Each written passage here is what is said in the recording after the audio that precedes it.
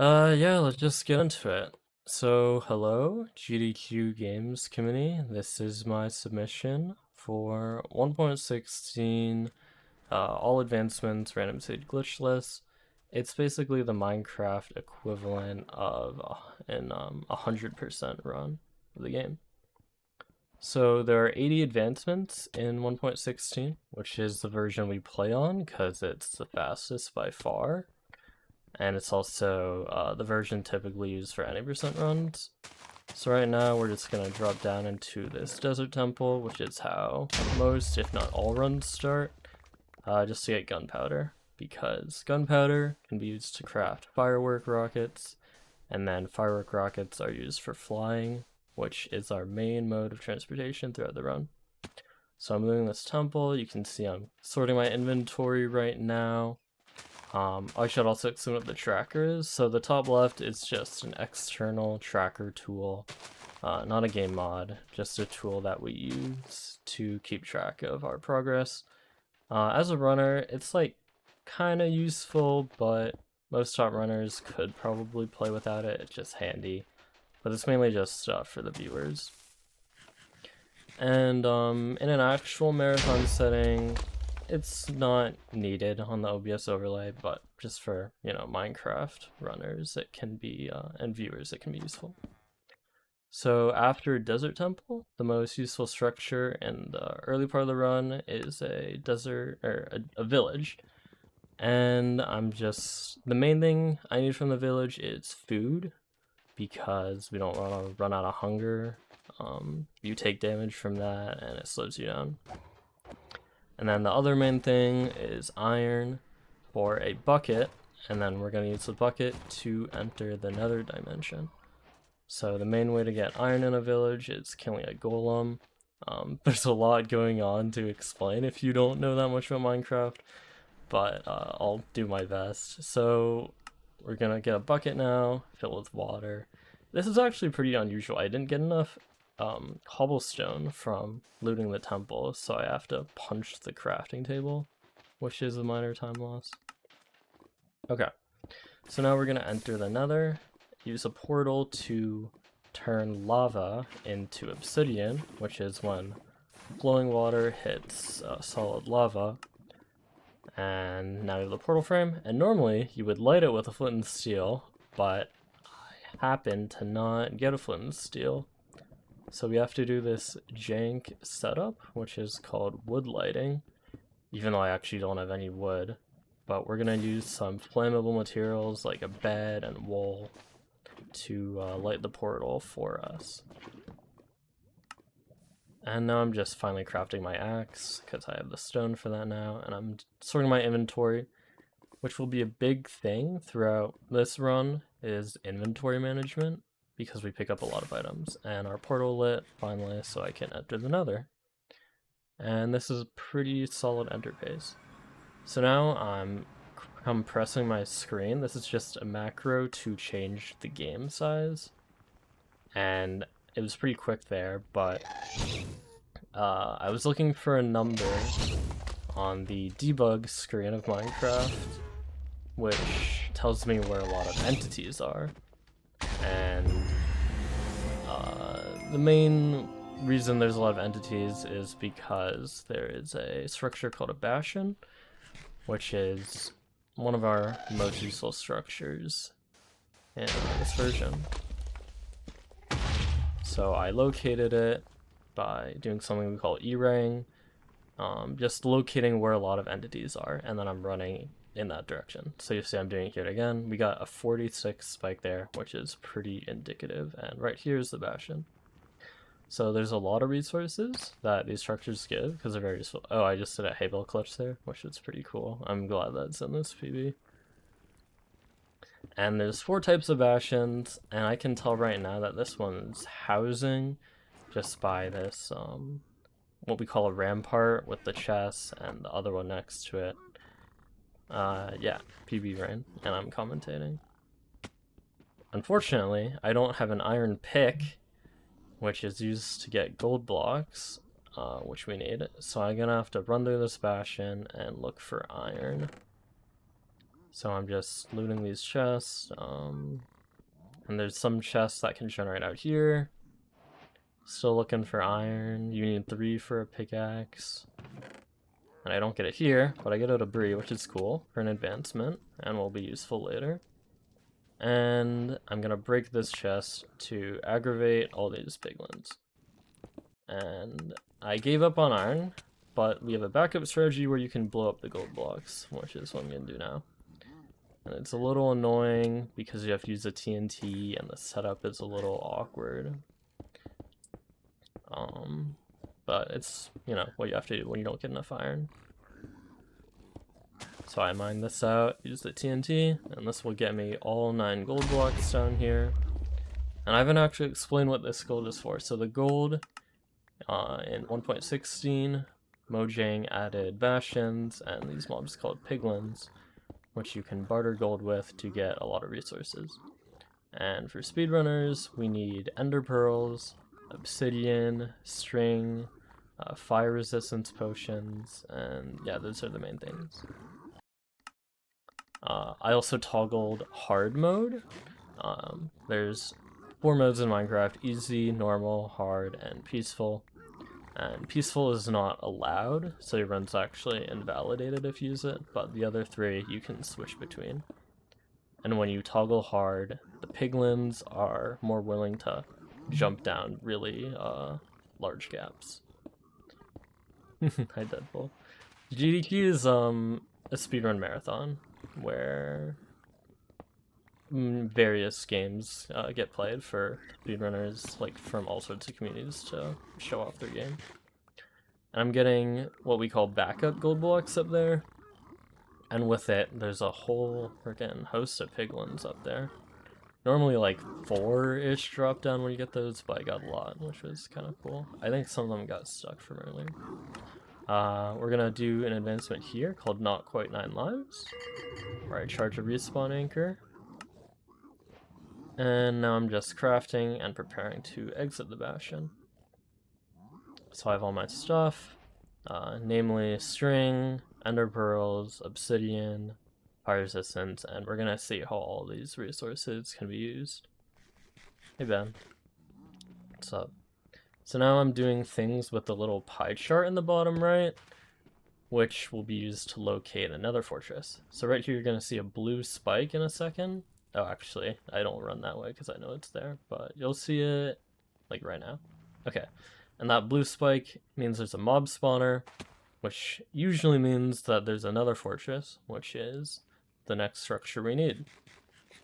So yeah, the Nether in this version is mainly used for the fortress and bastion structures, because we need ender pearls, obsidian, all these resources I talked about in the bastion, and then from the fortress we need blaze rods, and then we can use the ender pearls and the blaze rods to craft eyes of ender, which will be the next major step in beating the game. So now I'm drinking the fires. I only got 1, which was kind of unlucky, especially because you can save them for later, but it's fine. I'm doing another strategy here where I lower my render distance to spawn more mobs, but it doesn't really work. Here, so there's a lot going on, but I'm gonna keep explaining everything. There's a bad section of the fort, which is what I entered in, and then a good section, which has the blaze spawners, which are a consistent way of getting blazes. So I've located the good section.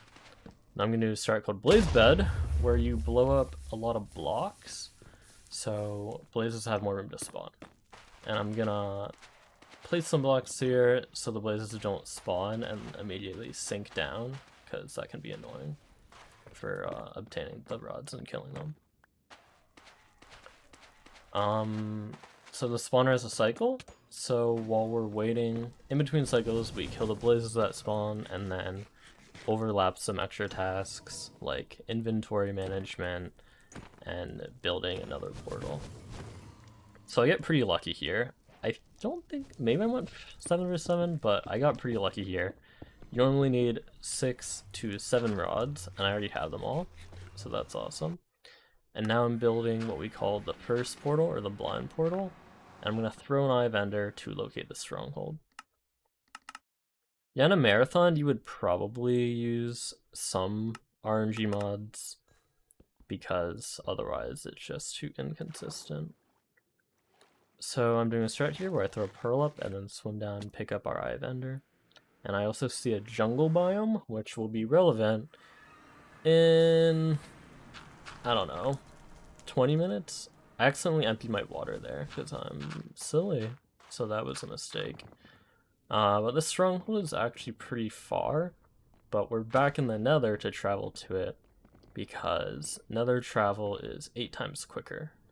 8 blocks in the overworld is only a block in the Nether. So I'm gonna locate the stronghold and then build another portal to enter it. And the stronghold is the overworld kind of gateway to the end dimension, which is how we beat the game. So I build my second portal, and this is a sub 11 stronghold, which is pretty good pace. And I'm going to do another strat called preemptive navigation, where I use the pie chart but on a different setting to find a silverfish spawner. And you can see right there for a second, I don't think I immediately caught it. Yeah, I catch it right here. This is the portal room where we're gonna enter the end and beat the game. Oh, I don't 0 in this PB, that's unfortunate. And now we're gonna locate a library, which is the other thing we need from a stronghold for this category, and I find it right here, which is pretty lucky. And this is useful for a bunch of things, mainly paper, so I can make those firework rockets, which you need gunpowder and paper for. And then also wood and books, and yeah, that's basically it. So I blew some TNT up there to get books quicker, and then also wood. And I accidentally emptied my water, if you noticed earlier, so I had to do a quick check here for water, but I don't see anything. So that comes annoying, but it's not the biggest deal. And now I'm clearing my inventory for a strategy called Zero Cycle. I don't unfortunately hit it in this run because it was pretty tough. Basically, to beat the game, we have to kill the Ender Dragon. And you can kill it faster with a few more resources if you kill in the sky with beds. But it's kind of difficult and doesn't always work. And here, it's pretty difficult, so I decided to just not go for it. And I'm gonna shoot these towers down. The dragon normally has a 1 in 13 chance of going to the center fountain in this dimension, which we call the end. And every crystal you shoot lowers that. Or rather, increases the odds. Lowers the denominator, is what I mean.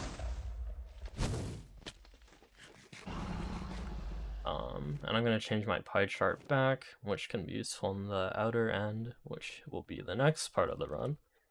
So the whole reason we've been leading up to beat the game is for the outer end dimension, which will get us wings, or an elytra is what it's called in game, so we can fly around faster. And also there's a lot of advancements we're getting. I'm going to start here where I shoot the dragon, which gives me kill credit. If you kill it only with beds, the game's like, you didn't kill the dragon, the beds did. But if you shoot it and then explode the bed, the game's like, okay, you killed it, which is kind of a funny mechanic. So we killed the dragon. Yeah, the dragon also gives a lot of experience, which is pretty useful in about 10 minutes or so. But for now, we're just gonna enter the outer end dimension, which is part of the larger end dimension. So I can use this little gateway thing here.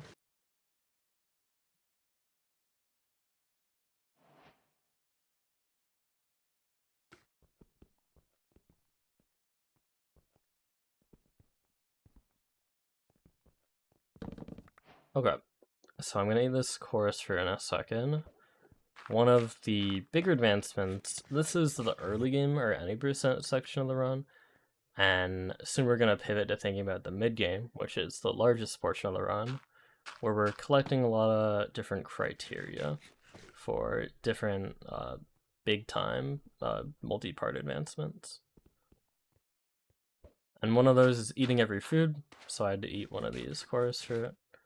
And now I'm just underpearling around and looking for an elytra.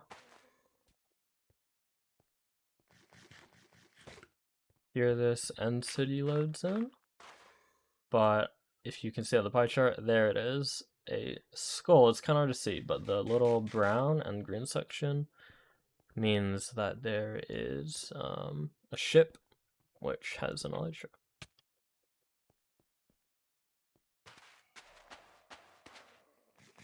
And while we're getting there, I'll just preview what the rest of this split will look like. So I'm gonna loot the cities for general resources like diamonds, iron, gold, and I'm gonna aim for 2 to 3 elytra so we can fly around. And then I'm gonna do a strat, which we'll see in a bit. I think I might mess it up in this run, or maybe it was a different run. That might have been a different run. But we're gonna bring a shulker, which is one of the mobs that spawns in an end city, back with us to the overworld for one of the biggest advancements. And I think I'm pausing right now here just to close all my like windows and stuff, because usually you have to play for a while to get a run up to this point. So I have like I'm listening to a podcast actually this whole run. It's C Squared podcast. It's a chess podcast. Shout out. And now I'm trying to judge how best to get up to that ship. And that's a crazy pearl, but it works. Okay. We're just pearling up here, and you can see right there, in the top right for a second, there's a ship with the elytra. This pearl was a little sus, but it worked. And now we're fine with the ship.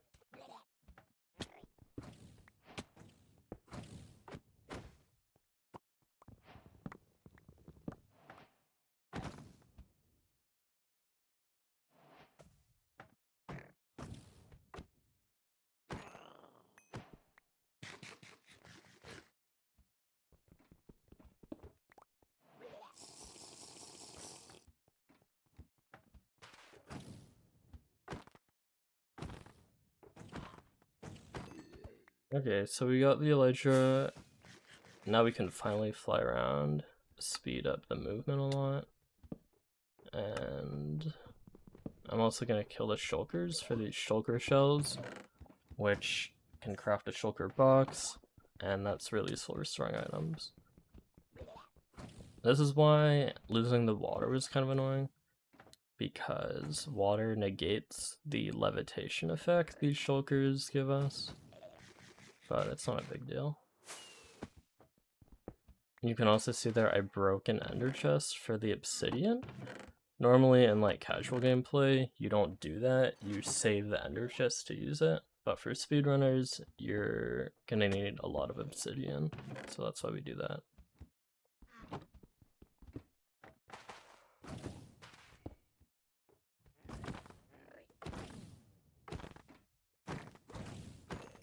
And we're gonna need 2 shulker boxes for storing all the various resources we pick up throughout the run. But that's 4 shulker shells, right now I have 2. So I get an advancement here called Great View Front Pier, which is kind of funny because we went down to get it. I have to deal with these shulker bullets, which is kind of annoying. But the game detects if you have a Y height change of 50 blocks while having the levitation effect. It doesn't really check how you do it though, so you can go either down or up. We're just gonna slaughter the local shulker civilization while stealing all their loot. And I'm thinking right now I have no iron. That's kind of annoying. You need minimum 31 normally to get an anvil, which is used to basically make your loot better or enchanted better. But I've only looted like 90% of one city, and we still have probably at least 2 more to go.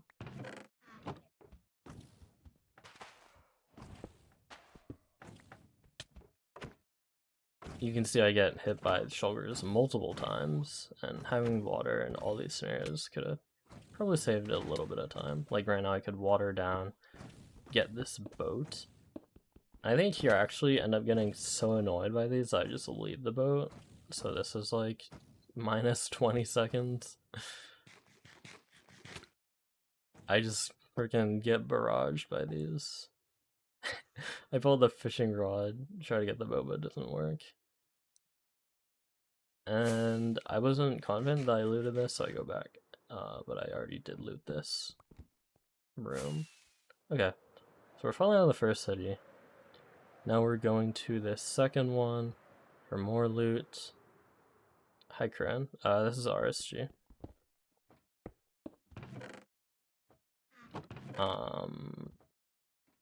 Trying to decide which pickaxe to take. Ultimately, we're gonna want a diamond one. But the iron one had fortune, which is a useful enchantment, which is why I took it.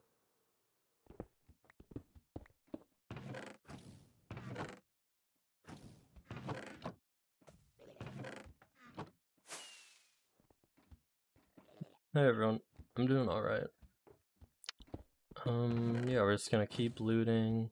We're getting closer to the iron count. Not quite yet. You can see I have like 3 or 4 different swords in my inventory.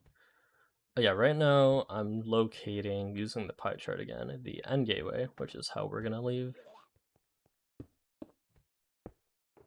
But I don't immediately leave yet, because I still have more to loot. And you can see right here is where it is. It's kind of in an awkward spot.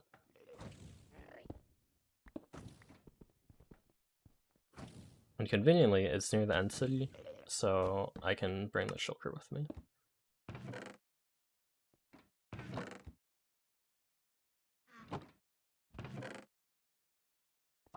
Okay, so here's our second elytra. I normally aim for 3 or 2 sometimes. And there's our second shulker box, so we're done with those. And my inventory is kind of a mess. Again, inventory is something I'll touch on a lot. So I'm trying to work on that as well. Okay, so we're gonna loot this city, which has 3 or 4-ish loot rooms, and then we're gonna leave. I just put the swords away there because I have so many.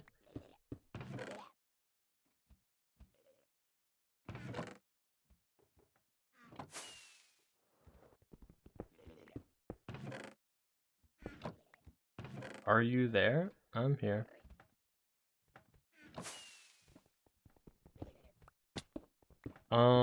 So I'm gonna start explaining the enchantments, because we're getting closer to that portion of the run. I already explained a few of them. Fortune is good for just getting more of an ore.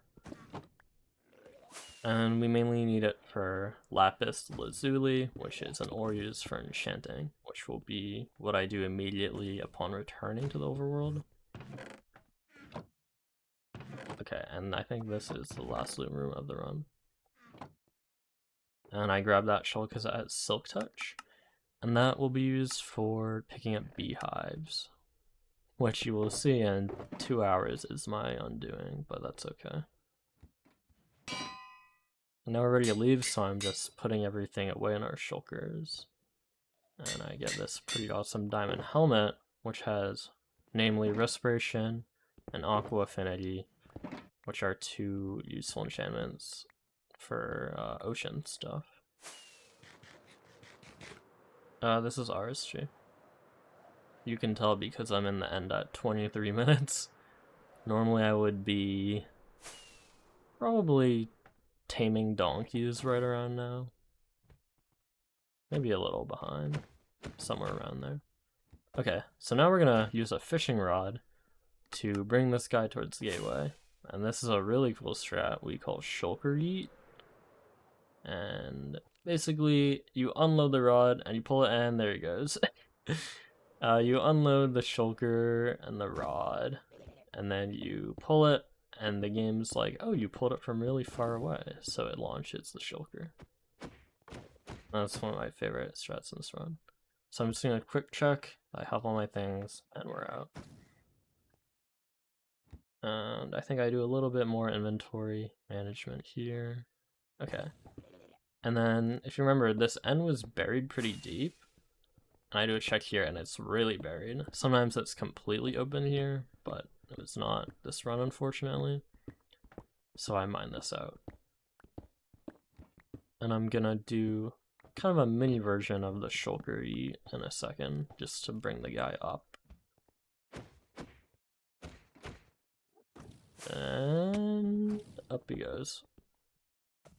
You can't even get an iron pickaxe in 25 minutes. Yeah, this is part of the commentary I'm gonna submit. Okay, and now we're gonna do the shulker for a third time to bring this guy to the center. So I pull right here, and he goes flying along with an enderman that entered the boat, and it's gonna land right around this center fountain. Now I'm finally combining these swords. So we're looking for 2 enchantments on the sword, which are smite and looting, and I got both of those, so I'm combining these. I also put unbreaking on our elytra, which is very useful.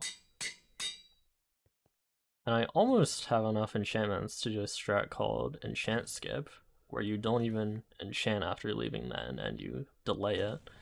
But I don't have piercing, which is why I decide to not do that. And piercing is an advancement that will come up twice, but we'll get there when we get there. So now I'm just cleaning up, getting all these XP orbs for enchanting. And, oh yeah, before I shoot this guy in, I'm gonna get more ender pearls, which, okay, this might be a bit of a long-winded explanation, but there's a multi-part advancement where you need to kill every mob, and there's a mob called an endermite that only spawns when you throw an ender pearl. But it's only a 5% chance, so we're gonna have to get a lot more ender pearls to spawn an endermite to kill. So I trap these guys in a hole, use my looting sword, and then blow them up, and I get a ton of pearls for later. And now I can shoot this guy in. And I missed that, because I'm a genius. Okay, so we're back at 26, which is not that fast. But it's acceptable.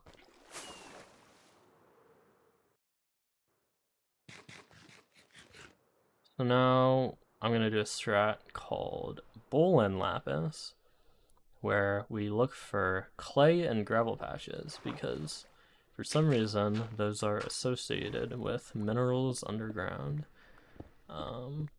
Shout out Matthew Bolin, who found that. So I'm gonna dig down, use my fortune pick, get a lot of lapis, and then fly out and enchant for better gear. Okay, so we got our lapis.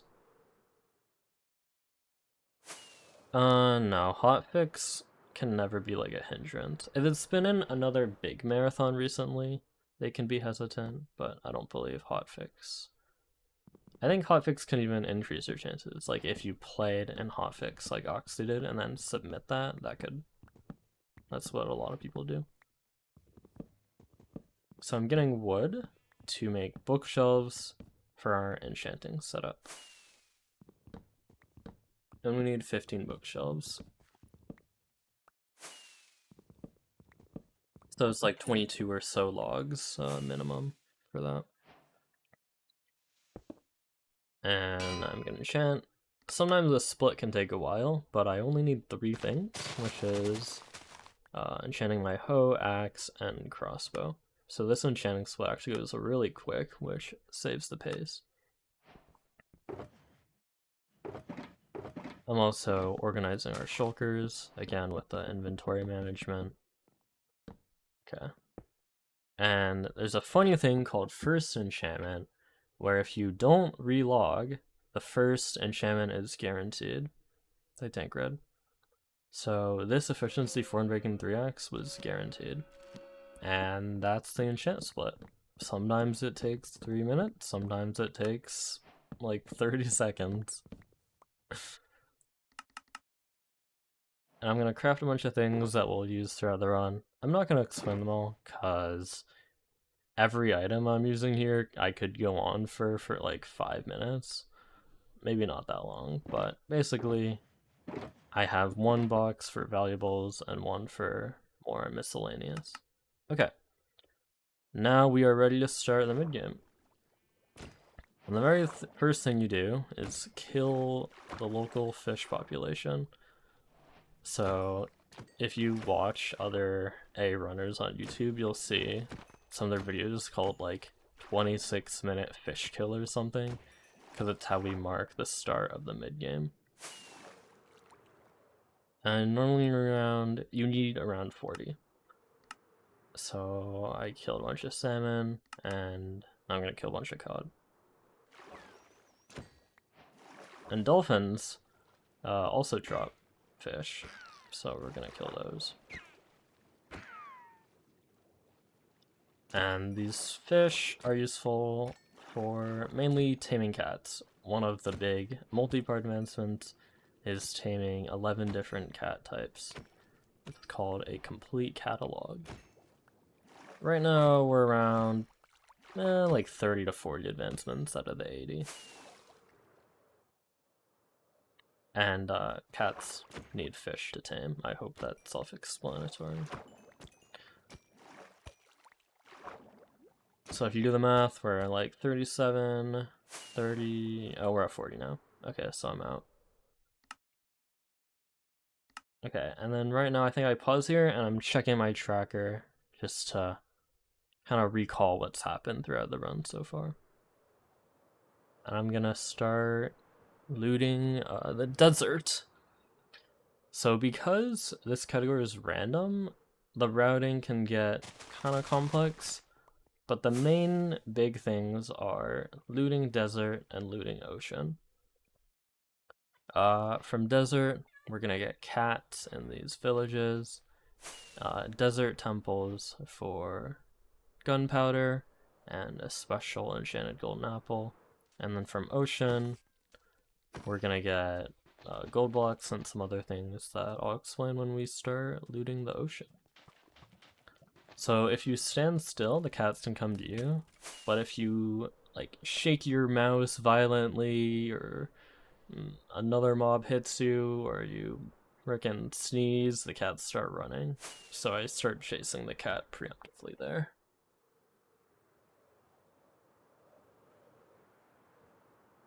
Okay, and this part of the split, we're kind of just going desert to desert, village to village, temple to temple, with some in-between stuff.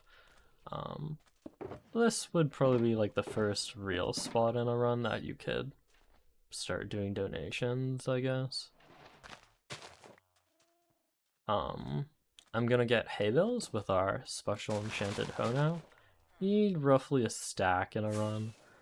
And hay and hay bales are used for a lot of different things, but a lot of it comes down to breeding mobs and foods, which again are two of the big multi-part advancements. So there's a bunch of resources that temples are good for. The big ones are gunpowder and TNT. So we broke the TNT travel bomb. Is the commentary going on YouTube? I might unlist this. I haven't decided yet, but it will be on YouTube in some form. Either public or unlisted. So every temple, I'm gonna dig in like this, disable the trap, and then loot the 4 chests. So the big things again, gunpowder for fireworks, for flying, TNT for a later advancement that I'll talk about, and some miscellaneous loot for more miscellaneous advancements. But a lot of what I'm doing just comes down to eating foods and breeding mobs, and that's basically what you need to know for now. So we're gonna finally start on breeding some mobs. I already bred cats earlier. I'm gonna breed cows, and a lot of mobs. Ooh, that's brutal. RIP cat. A lot of mobs, every time you breed them, you can also eat them. So it's kind of brutal. You like, you know, forcibly breed them, and then you just murder the mobs right after.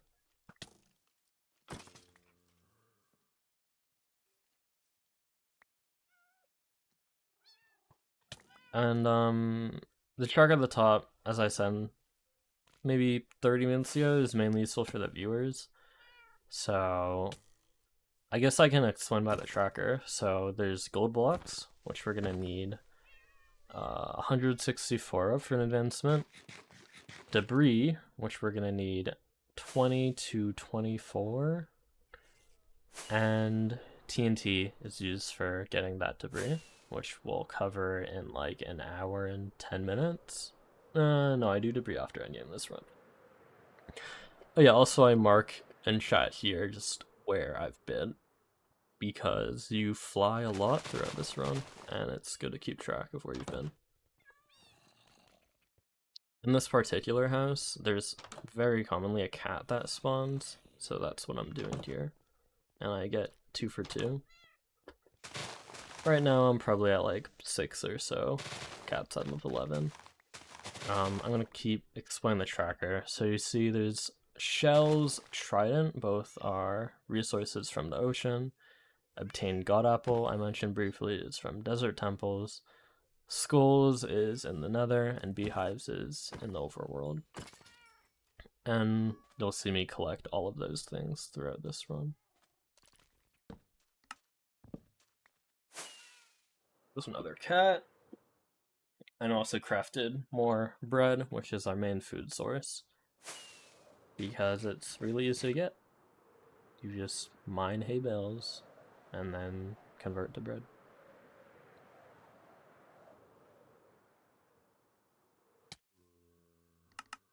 Here I see 2 llamas. So for some mobs, you kind of just feed them and they're good to go. For other mobs, you have to tame them first. And now that they're tamed, you can feed them something and they're good to go. So for llamas, you have to tame them, and I use hay to speed that up, and then the breed food is hay bales. And I see that these guys are too far from each other, so I gotta punch this guy towards his friend, and then they breed.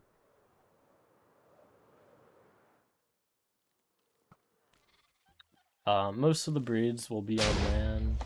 I don't think there's like any breeds that you do in the ocean. I mean, you use the ocean to get to more land to breed, but yeah. This house specifically gives me a smoker and a stone slab, which I'll talk about in a bit, but the smoker is used for smelting food, which again is useful for the whole all foods thing. And if you haven't noticed by now, when I light the mob on fire and kill it, I get the cooked form. So every time I breed these mobs, I try to get both forms of the food, because again, we need to eat every food. Llamas don't drop food though. There's no llama meat. I'm gonna get melon here. And I see a cat. I was about to fly out, but I saw this cat the last second. And I think I only need 1 cat at this point, which is crazy. Because sometimes you don't get every cat until like 2 hours. Normally not that late in a top level run. But this run is also the fastest I've ever gotten all cats, which is kind of cool. I don't know if it's overall world record, I doubt it is. But I'm sure it's like, I don't know, at least a top 5 for getting all cats.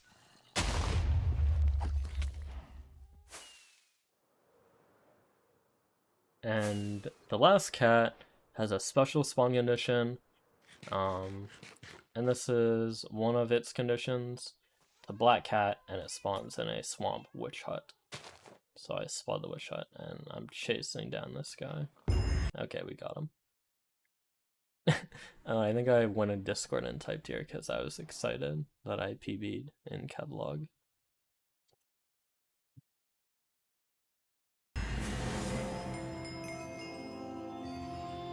Okay, so back to the beehives thing.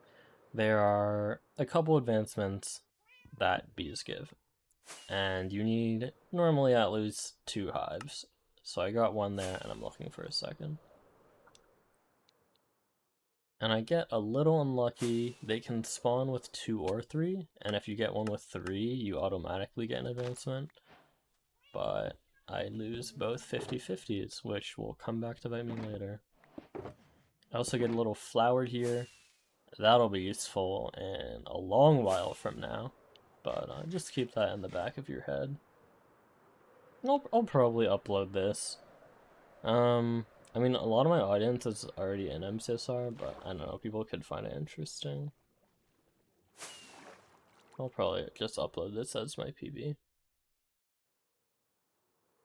Okay, so we finished a good amount of desert.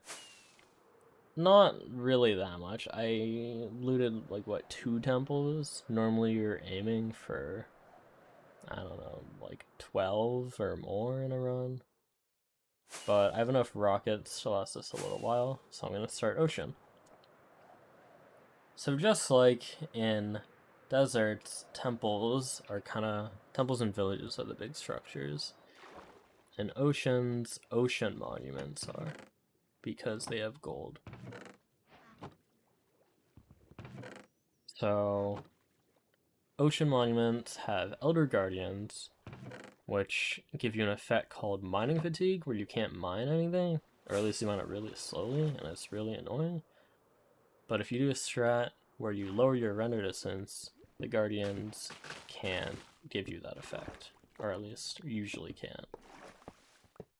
And you can see I also copied my location because we're going to need this at the end of the run. So you'll see me return here in like an hour and 15, roughly. An hour 20.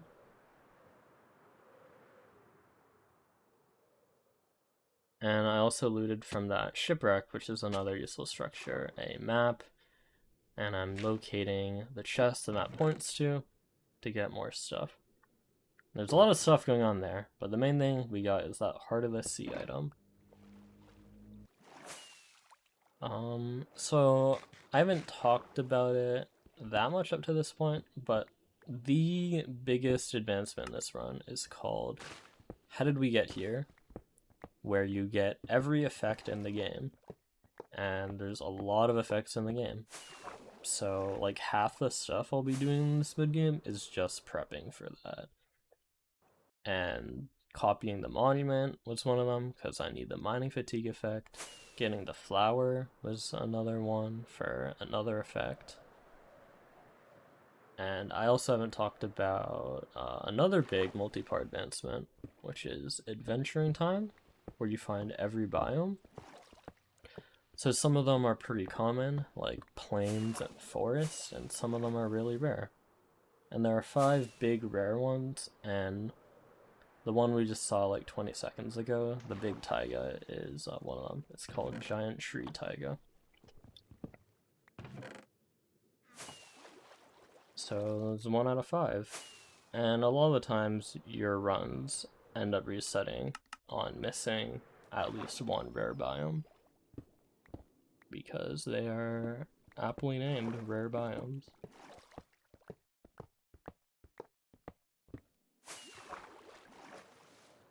You'll start to get used to this, lowering the render distance, looting the monument, flying out. Here I spot some turtles, which are another mob we need to breed, which is with seagrass in folder.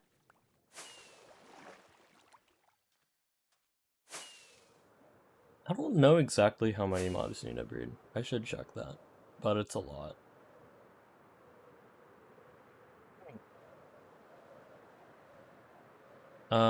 Yeah, I also mentioned briefly before, we need 8 shelves and a trident, and these guys drowned in the ocean are the mobs that give us those items. So I'm also gonna fly to a lot of drowned, as you'll see. 19 mobs? Okay.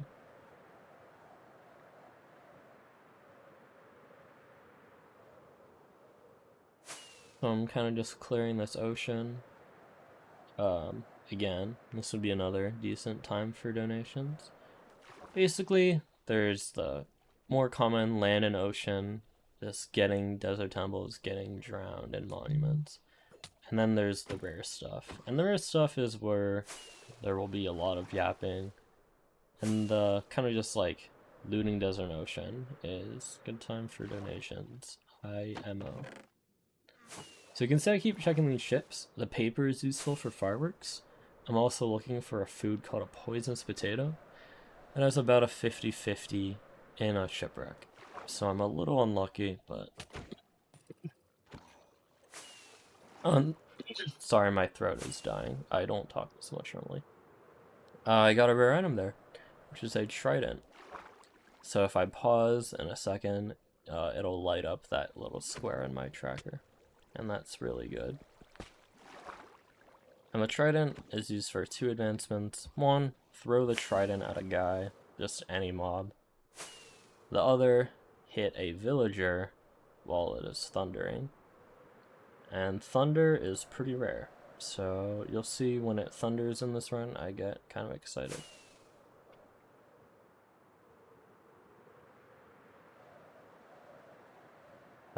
So we've started in desert, gone through ocean, now we're back at desert, back for the temples. And I'm pretty happy I found this desert, because I have a couple rockets, but not really that many.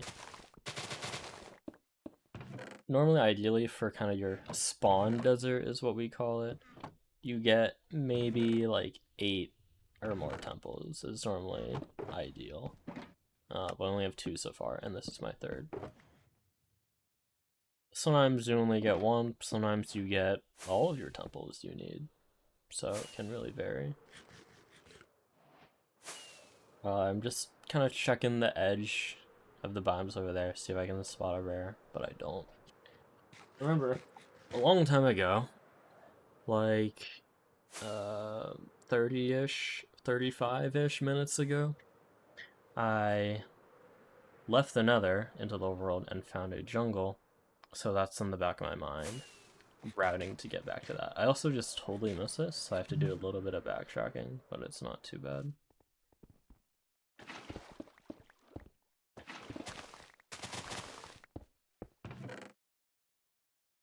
I don't know if anyone has noticed or been distracted by this little gray bar, but that's just normally where my song I'm listening to goes. But I was listening to a podcast, and I think the plugin didn't know what to do with that, so it's just gray. But at least it's not like in your face. It's just very subtly gray. I'm flashing my hitboxes right now to look for a specific mob, which is a donkey. And I spent a good amount of time in this run looking for donkeys. They're like semi-rare. 1 donkey is not that uncommon, but 2 can be annoying sometimes. I'm gonna get another advancement here where I trade with a villager.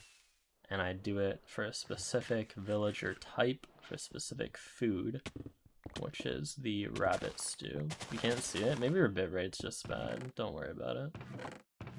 So that was another reason for grabbing the smoker block, so I can get that rabbit stew. So now we're pivoting back towards ocean as my desert runs out. I'm not used to being done with cats this early, so I almost like land to tame those cats if I don't need them. And punch that guy, sorry. I'm getting more foods right now. Carrots and potatoes are useful for eating and for taming mobs later.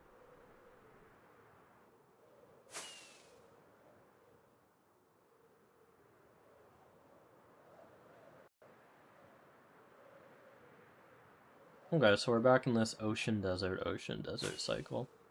Oh, I didn't point it out. I was talking about it, but the trident lit up. So now it says awaiting thunder, because now that we have the trident, we need the thunder to get one of those trident advancements. Tracker is coded by CTM, shout out. He put a ton of work into it. And yeah, once I get thunder, it'll say done with thunder. So we're back to ocean, but I see a savanna over here, which indicates more desert, because those 2 biomes border each other very commonly.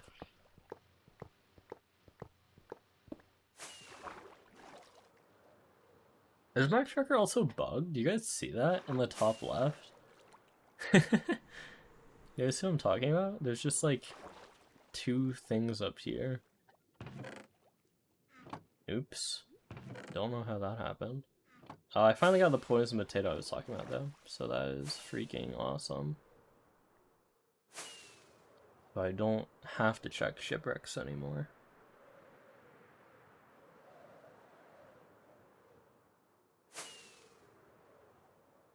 At this point in the run, this run is average, nothing special.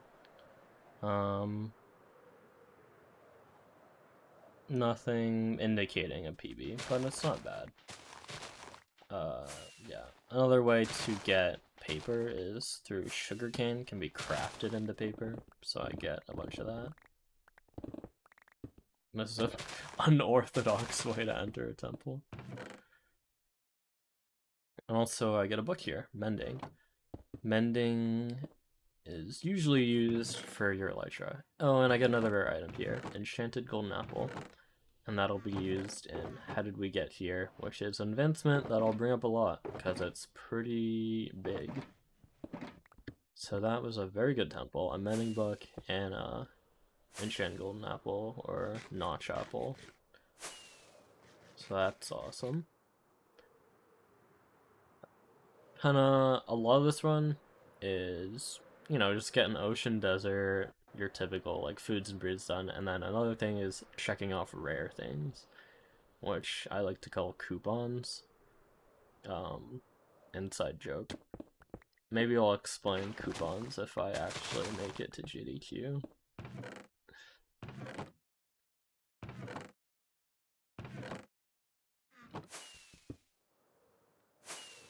Okay, so this desert was kind of nothing. Sometimes they can stretch for thousands of blocks, sometimes they can go for like, I don't know, 200. That one wasn't that great, so we're back to ocean. And in my head, I see a lot of these foresty, mountainy biomes, which are kind of choking out my desert and ocean. So I might, in the future, be looking for a new spot to go. But I think, if I remember correctly, this desert does continue for a while. Or at least leads to not bad terrain to fly around.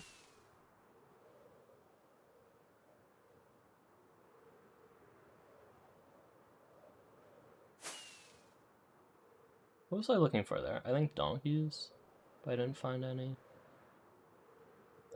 Here, I'm using carrots to breed pigs. And again, I'm gonna do the light on fire thing. Get cooked pork. Oh, I forgot that happened. It's really funny. And a lot of runs you have a diamond sword, which one-shot pigs, but I forgot an iron sword, so I just knocked them off the hill.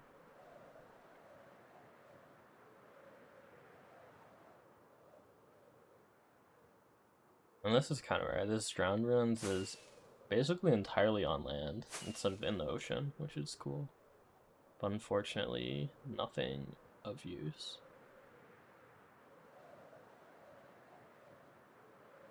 I think soon. I'm pretty sure I do it around this time in this run. I'm gonna do an advancement called Sniper Roll. So in my head, you need a skeleton for that advancement. So in my head, I'm looking for skeletons kind of isolated from other mobs, because it's a lot easier if the skeleton is kind of on its own. At this point, I have an Enchanting Novel, which is the main rare thing out of deserts, so I'm not that worried. I'm just, you know, getting gunpowder and... Okay, here we go. So I pre-damage this guy with a sword and get rid of his friend, because as I mentioned, that's annoying. Then, again with the render distance thing, I hang the arrow by unloading it, fly away, and raise my render distance. And the advancement is shooting a skeleton from over 50 blocks away. And that's Sniper Duel. Again, I'm doing the hitbox thing, looking for donkeys, and I don't see any, which is not awesome. I find another jungle here. So I have the backup jungle near my first Nether portal, but if I can route this one, then I don't have to go back. There's a couple things you need to do in a jungle. So there are collecting the rare biomes. So within the jungle there are 5 sub-biomes. And then you need to get cookies, which are with cocoa beans, which are usually found in jungles, and then the melon, but I got that earlier. So I stopped here for a second and I realized I don't need these melons. But I do need the cocoa bean. And I'm gonna craft them. I haven't explained some of the more mechanical things because I don't know, I think it's more important to explain the large scale routing and strats. But one of the things I did there was a search craft where I quickly typed in CO to narrow down the crafting grid, and it just showed a cookie, as opposed to kind of fumbling and, you know, scanning all the items that you can craft. So here I see one of the sub-biomes, which is bamboo jungle, and I'm using the pie chart to look for pandas, because pandas can be rare. But I can see on the pie chart that a number that tells me that there's a good amount of pandas. And because I need to breed the 2 pandas, I'm looking for 2 that are close. These guys are kind of close, but sometimes they can spawn right next to each other. But I don't see any obvious pair, so I just commit to breeding these 2 further guys. And pandas are one of the mobs we need to breed in the jungle. So because these guys are unfortunately far apart, I have to move them. And pandas move really slowly, so putting this guy in a boat and punching the boat is faster than just letting him walk towards you. But this does lose like a minute or so, as opposed to just finding 2 guys on top of each other. So I'm just carving out a path, and yeah, I'm gonna continue punching this guy. I'm trying to figure out how to, like, deal with the inventory here. Oh, this guy gets caught because I didn't fully punch this out, so that's annoying. But I just mine it, and now we're good. And now we finally brought them together. Yay. Okay, so the other mob we need to breed in jungle is the ocelot. And ocelots are pretty rare during the nighttime, and we have a trick to make them pretty common during the daytime. But that means I have to wait until it turns day, which will be another 4 minutes or so. So I'm just looking for stuff I can do while waiting for it to turn day. So I breed these wolves. Again, no panda meat, no wolf meat.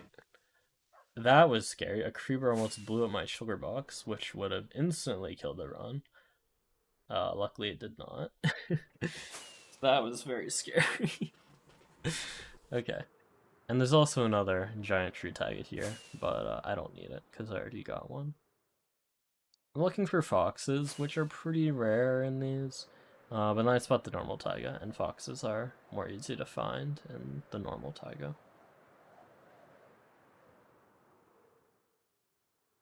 So this run's decent. I have no shells, which is annoying, but I haven't done that much ocean. But shells end up they end up becoming a little bit of a problem towards the end of the mid-game portion of this run.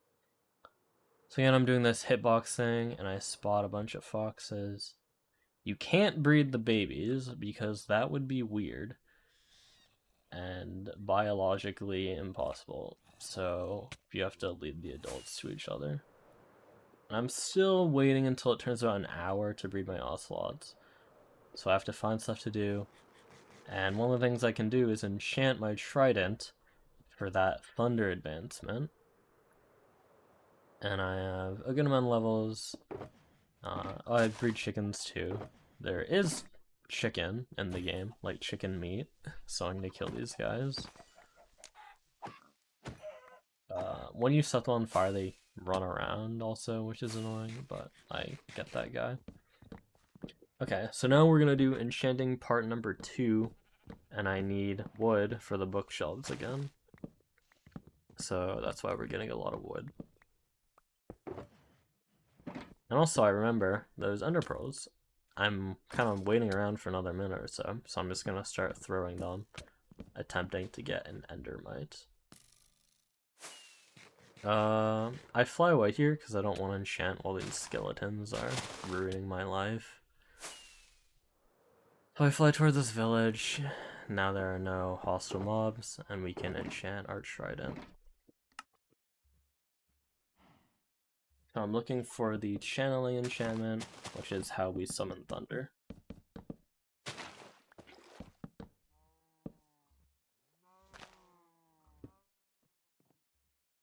So I'm gonna check the trident.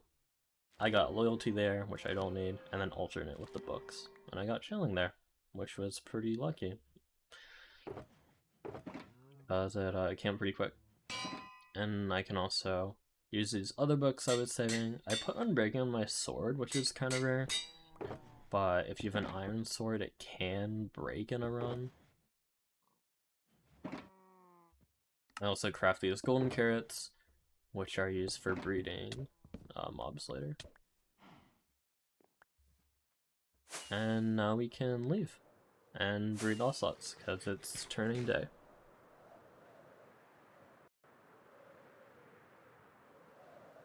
So I mentioned earlier trick to spawn these guys. We actually fly up, and the game, for some odd reason, counts ocelots as hostile mobs, even though they cannot attack you. And that despawns other hostile mobs and spawns ocelots. But I actually got pretty lucky here, didn't have to fly too high. I just got a bunch of guys spawning. And we're gonna do another trick where we fly straight up. Doesn't always work, but it works the second time. And now we can fly ocelots to each other. Flying ocelots. It's amazing. And I lost the other guy for a second, but there he is, hiding under the tree. And now I can breed these guys. Okay, now we're officially done with the jungle split. And I think, yeah, I briefly spotted this ocean while I was in the tag over here. And I still need 8 shells from the ocean and lots of gold, so we're going back to ocean. So far we finished 2 of our 5 rare biomes. The next 3, I'll talk about them when they come up, but there's 3 more. And I actually don't find them for a while in this run, relatively, for a time this fast. I get pretty lucky, you'll see in like 20 minutes. So there, I got Warm Ocean, another biome, and from it, 2 foods I need, pufferfish and tropical fish. And I get 2 pufferfish for How Did We Get Here? Again, the advancement that'll keep recurring. I don't need to explain why we need 2 right now, but we need 2 pufferfish.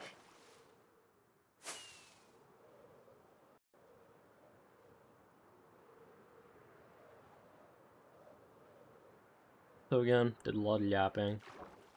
If I were in GDQ, I would ask for donations right now. But because this is my PB and I'm not in GDQ, I'll just keep yapping, I guess. Let's go in runes to runes. Thanks, small kitten. This ocean, again, is surrounded by a lot of foresty, mountainy terrain. Oh, there's our first shell. But it's surrounded by a lot of unsavory terrain, let's say. So I'm looking to get in a more expansive ocean. And this direction is helping that.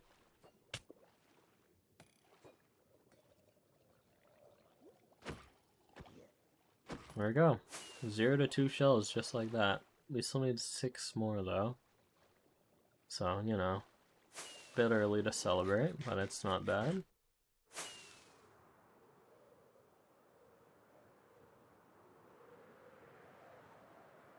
And landing on these, like, one-guy ruins is debatable.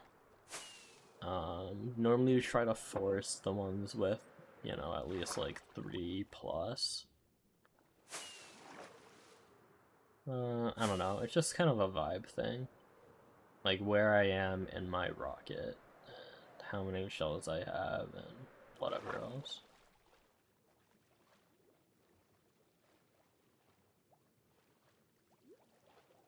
Thanks, Clarity.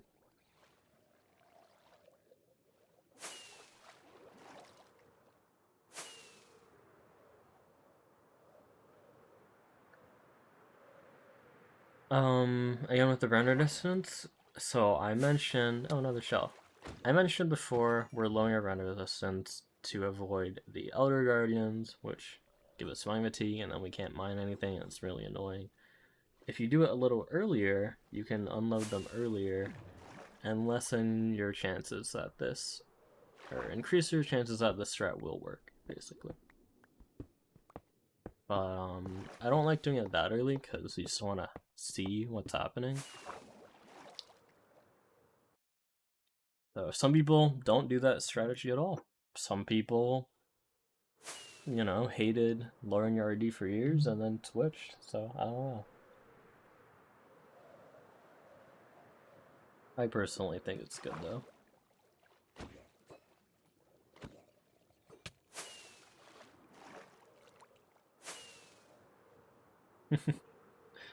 Thanks, whoever deleted this spam message.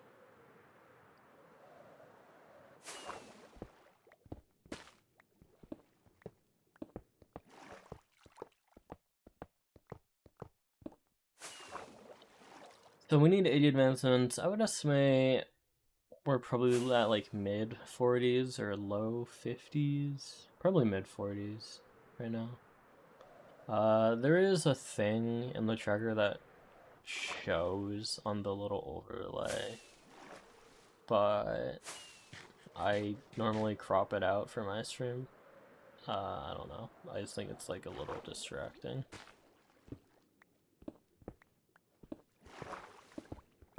We're making quick work of the gold. So we need 164. And we're like halfway done by now. Oh yeah, I decide a bit arbitrarily here to kill the 2 mobs that we need from a monument for the big multi-part advancement of killing every mob. And those 2 mobs are the big guardian, the elder guardian, and the little guy, the normal guardian. And we've gotten those.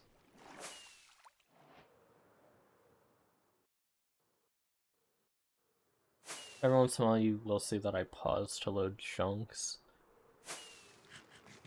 Because the game is not super well optimized. And also you're loading a lot of stuff, so...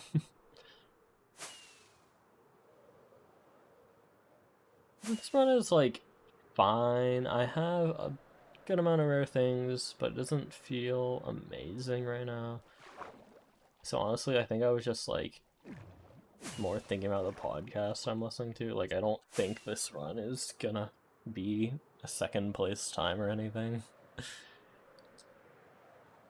Like, these deserts that I'm finding haven't been that great. So we're back to desert again. Sometimes you kind of like flirt with the line between ocean and desert. Like, I entered desert, now I'm back in ocean. It's just part of the dynamic routing that this category has to offer, which is what makes a lot of people enjoy it.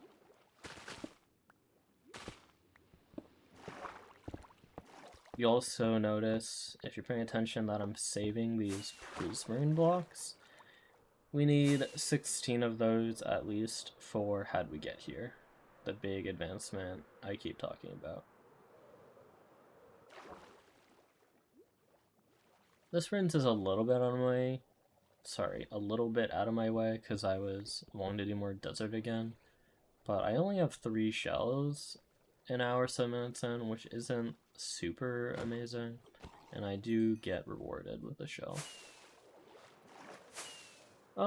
It's fine, but it's not amazing. Nothing special. Okay, and then now we can backtrack, get this desert, and continue that split. Oh, you'll notice there, I did something with the hay bales in my inventory. It's because I noticed on my pie chart there were a lot of donkeys. So it was kind of a gamble, because there might not, I don't know, they could have been really spread apart, but I figured there was going to be a pair, and I was right. And we're at our 5th shell now, which is not bad. Okay, so remember 10 minutes ago we made these golden carrots? It's for donkeys and horses. So there are 3 mobs we're gonna tame right now. None of them drop any food, by the way. Horse, donkey, mule. So right now we're gonna do the donkeys. Next we're gonna do the horse and the mule. So a mule is when you breed a donkey and a horse. That's like probably common knowledge, but I don't know. Maybe not everyone knows. So we bred the donkeys. Now we're gonna breed the horse and the donkey for the mule. So I have to tame them beforehand, and then I can feed them the golden carrots. Okay, I toggled hard there. Why? Very random spot. My timer is about to reach 110, which is when a mob called phantoms starts spawning. And we need at least 2 of them, and when you toggle the hard, you get more. So that's why we did that. Finish the horse donkey mule. Sometimes you can fly them to each other if they're really far apart, the horses and the donkeys, which is really funny, but I didn't get to do that here. Which is good for the run, but I don't know. At like a marathon, I think it would be really funny to fly a donkey. Okay, so I'm entering the Nether again because I noticed that my terrain is kind of out. Not much ocean, not much desert. So we're gonna enter the Nether, do some tasks in the Nether, and then leave at a completely random location and try to get some more terrain. And we call this blinding, which comes out of blind travel, or random travel, which is just, you know, leaving the Nether in a random location. Oh, I forgot about this. This is annoying. So we need 4 gas tiers, and I get kind of hosed, so I have to kill a ton of gas. I lose maybe like a minute right now just killing gas. I also like fail to pick up these tiers because they're hard to catch. So that was a little embarrassing. I also have a knockback sword, and it's also iron, which just makes this even more annoying. Because you can one-shot them with a diamond sword. So, remember when I was typing coordinates in the chat, I know we've been kind of in the positive quadrant this whole run, so I'm looking to go to a new quadrant, like positive, negative, or something like that. I got an advancement there, where we visit every biome in the Nether. It's called Hot Tourist Destinations. And it's normally common to have to fly around the Nether enough that you'll just get it randomly, so I wasn't even thinking about it, it just happened, which is cool. Some advancements are like that, they kind of just happen, and some you really have to plan and route for. So we need 4 gas tiers for an advancement called the End Again, where you re-summon the Ender Dragon. But that'll come at the very end of the run, so we're not really worrying about that now. I get an advancement called Oh Shiny, where I just dropped some gold at that piggy, and he picked it up. That's basically the advancement. I didn't get it earlier when I dropped gold, because I was wearing gold armor.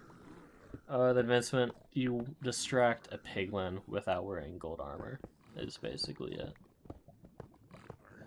So ocean monuments are, I would say, the primary source of gold blocks, but bastions are also useful.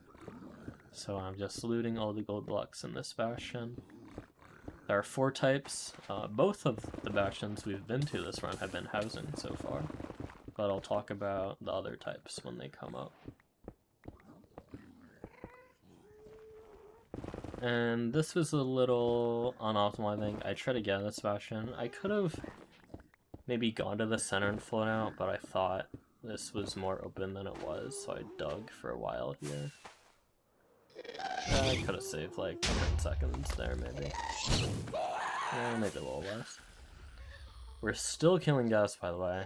Like 3 guys in a row haven't dropped anything. And we're finally done. Okay. Back to the phantom thing. You can only get phantoms at night. And being in the Nether does not spawn phantoms, so I'm kind of wasting my precious night. So in my head, I'm trying to get out relatively soon, which does not end up being successful, but this is the first night that phantoms can actually spawn. They can only spawn after an hour, so it's not like a big deal. I'll have, you know, the run still has an hour left. I'll have chances to get more phantoms, and boom, we find another fortress in a Soul Sand Valley biome, which is really good for spawning mobs. And if you look at the tracker overlay again, I have 0 out of 3 skulls. You can get wither skeletons from nether fortresses, so I'm gonna kill these guys until I get 3 skulls. And I have looting 2 on my sword, which I believe is a 4.5 chance per guy to drop a skull. I could be wrong, but I think it's 4.5%. So on average, you have to kill like 67 guys, I think. But sometimes you only have to kill 3. So, you know, math, probability, it's beautiful. I'm also gonna kill a few blazes here, because I want 4 blaze rods, which will be useful in the endgame section of the run. So I'll kill these guys with the looting sword to get extra rods.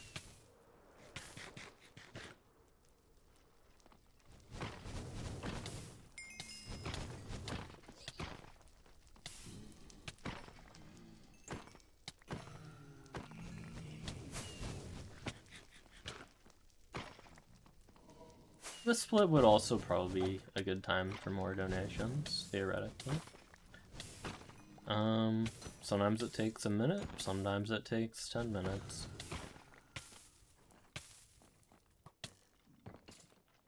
I do have to watch my health. It can get kind of hard to see your health, because when the skeletons hit you, you get an effect called Wither. Makes you take damage, also makes your hearts black, and a missing heart is also black, so it's like kind of annoying to look at. So I do have to be pretty conscious of what my health is at to not die.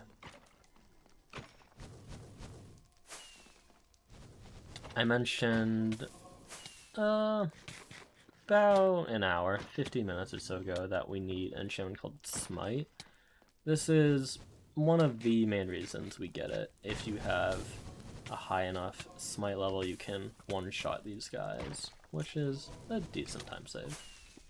And I got all 3 of my skulls. It was a pretty fast skull split, like 3 minutes, maybe less. So, fairly lucky.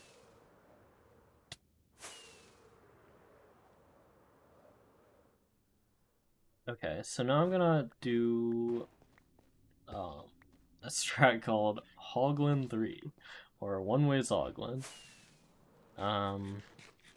2 of the mobs we need to breed are actually in the Nether, and this is one of them, the Hoglin.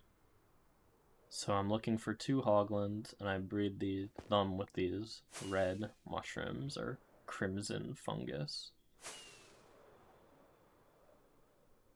I think I get 3 guys to spawn. I'm lowering my render to attempt to spawn them. And there we go. This is a strat I invented. Maybe, I don't know, like a few weeks ago. Okay, I paused there and we can see our skill rate. 3 or 45, so a little bit lucky. It wasn't perfect execution here. Maybe still a very minor time save. Basically, you have to bring these guys into the overworld to get another mob called a zoglin. And in the past, we used to always do this by going into the overworld, going back to the nether, and then going back to the overworld again. But I made a strat where you can do it in one trip, and that's what we do right here. I also got another advancement. Oh, and these hogs come through, so that's the strat. I could go into the technical details, but basically I trap them in a pen and they follow me. And it took us 3 years to figure this out. I got another advancement called Subspace Bubble, where you basically travel a long ways through the nether. Okay. So at this point, this run is decent. It's not amazing because I need 3 rare biomes. That'll all change in about 2 seconds. A little longer than 2 seconds. Okay. I ran. Why didn't I ping? I don't know, I'm lazy. So I found a 3rd rare biome here, Snowy Tundra, and a 4th, Badlands. So now we only need 1 more, which is the Mushroom Island. Thanks, Ran. Again, keeping stock of my coordinates, keeping track. Here, I'm gonna get another advancement called Tactical Fishing, but I'm actually gonna do it twice and get 2 fishes in a bucket, which I'll explain in a second or 2. So this is actually pretty unlucky. I hit this snowy at 119. We need to be at the Snowy Tundra at night to kill a mob called a Stray, again for the kill every mob thing. But it's day, so I have to wait another 10 minutes. I don't know why I toggled that here. That didn't make any sense. Oh, okay. So normally, I'm entering an igloo, which is one of the things we need from this biome. And I'm gonna start the zombie doctor split, which we did right there. You cure this zombie guy into a regular villager, and it can take up to 5 minutes. So we're kind of just waiting here, doing random stuff for 5 minutes. I toggled to hard briefly, because I thought I needed to kill a zombie villager. There's a strat where you need to be on hard to get a second zombie villager, but I already killed one in the swamp, which I'd really talk about, but maybe people noticed, I don't know. So now I'm crafting redstone stuff. I'll get to that in a while, but it's for our bees. Now I'm doing a strat called Arbalistic. I think I'm the only person who does it in the igloo. This is also relatively recent discovery, where you can do Arbalistic in the bottom of an igloo. Arbalistic is an advancement where you kill 5 mobs at once, and we just did it. Arbalistic is also a hidden advancement, fun fact. If you open the in-game advancement menu, it is not there until you get it. So that's kind of cool. I kill a silverfish here. Those can spawn igloos.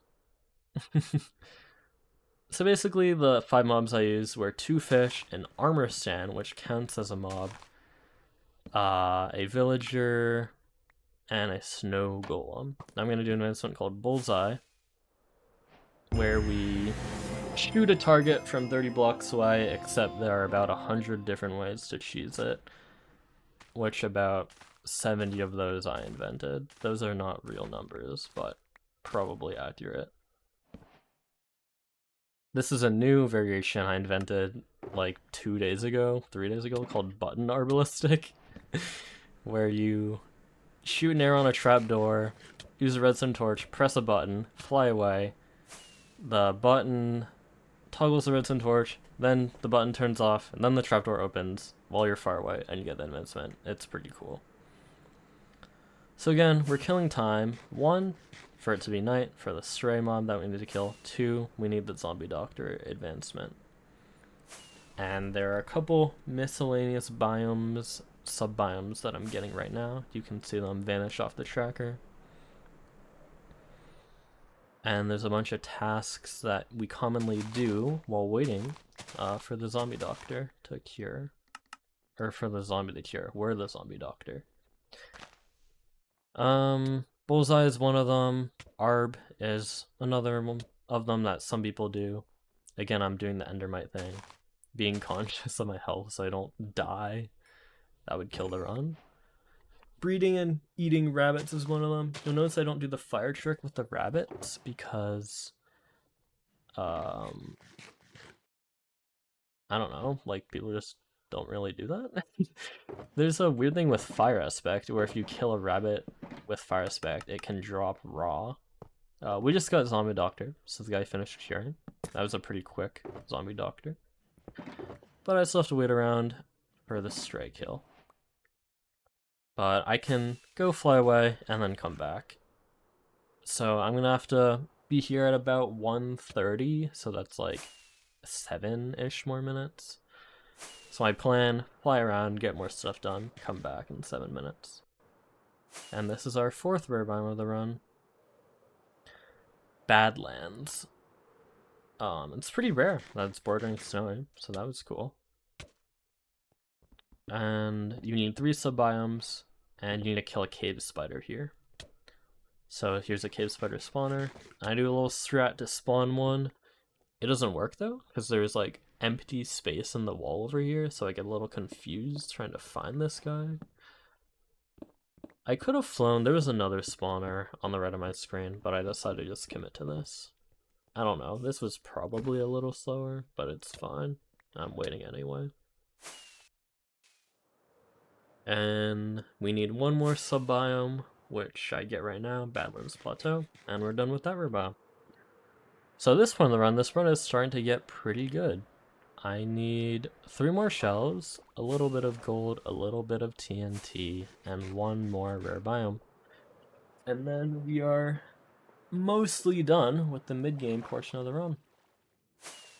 So the fastest mid-game completion ever is 1:39, but anything sub 150 is pretty decent.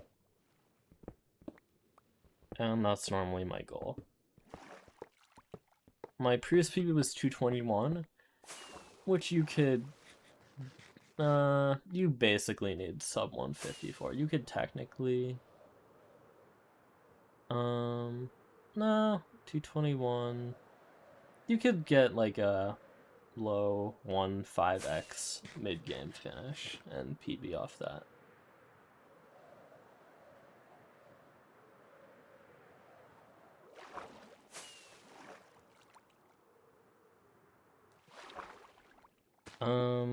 Oh yeah, back to ocean. Oh, that's annoying. Because my tracker overlay is screwed, it says 10 gold blocks, but I have 110. So, 118. Okay, it's raining. So, rain's necessary for thunder. Basically, when it rains, there's a chance for it to thunder. And you can turn on the clouds, because when it thunders, the clouds change color. Rain can last a minimum of 10 minutes and a maximum of 20. So ideally, I'm in the overworld for the whole rain, but thunder lasts a minimum of 3 minutes if it takes place entirely within the rain. So it's a little confusing, so I'll say it again. Thunder lasts a minimum of 3 minutes if it's entirely within the rain. So, again, because rain's a minimum of 10, if it starts thundering within that 10, you know you'll get 3 minutes of thunder. Unless it's after 7 minutes. because in that case, the thunder is guaranteed to continue, but the rain could end. So it's a little complicated. Basically, I want to be in the overworld while it's raining. But during the initial rain, I do technically have the freedom to like go to the Nether and do stuff there, and then come back quickly and not miss the thunder that could potentially be happening. By this point in the run, having 5 shells is pretty annoying though. Normally you want to be done with shells when you're done with gold. Oh, I finally get the endermite. Very funny spot to get an endermite, but I finally get it.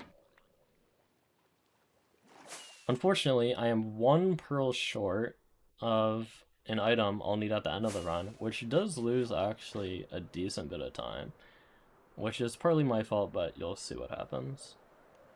The end of this run was not that clean. Everything else I think I played pretty well. The very end was a little sloppy. I lost like 3-ish minutes. But this run would have been second place no matter what, so I'm not too hung up over it. Also, you'll hear people in this community talk about thunderless PB, which means your fastest time, every advancement except for throwing a trident while it's thundering at a villager. Throwing a trident at a villager while it's thundering. Because thunder is pretty unlikely. So if you finish a run with everything but thunder, people still consider it pretty impressive. Because it's kind of just like one big thing that doesn't take a lot of time and is out of your control.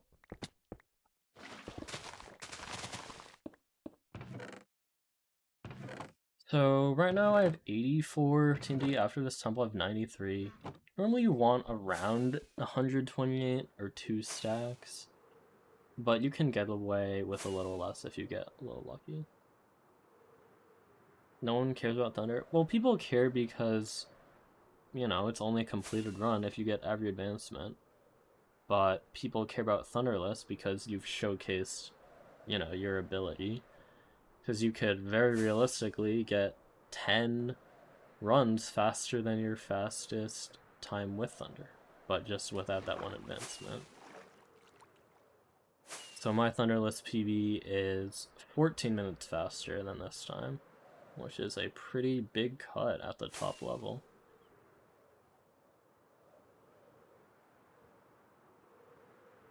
And I got that run, I don't know, like a little over a month ago.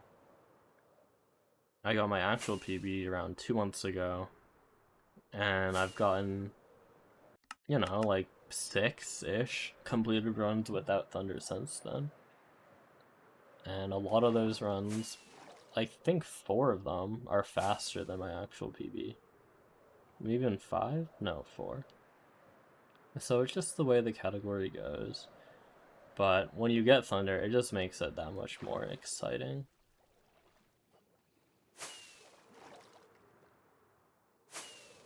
We're back in Ocean. Again, I'm still killing time to kill the stray in the snowy biome. It's finally turning night, so again, I toggle hard for those phantoms, and I'm trying to route back to the snowy. So you can see I'm checking through my coordinates to see where the snowy is. It was at positive 3,000, negative 4,000 roughly. So I'm like 2,000 away from there, trying to route back. I considered going through the Nether, but I wanted to check all this ocean because I'm nearing the end of the mid-game and I still need 3 more shells. So I'm really trying to force all these drowned checks.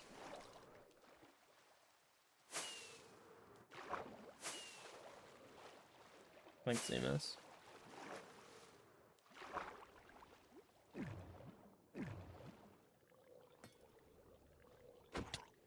You hit Emerald today in ranked? Congrats.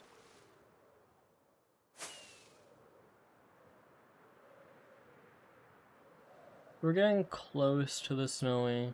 Still checking a lot of runes on the way back, which is a good overlap. Like, if this terrain was entirely dead and had nothing useful, I probably would have gone through the Nether to get back to the snowy.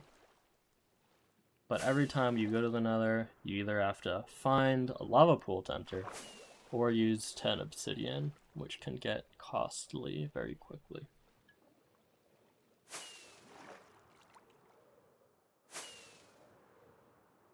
It's really funny that my charger's cut off, because it just looks like I have 26 gold blocks at an hour and a half, which would be really bad.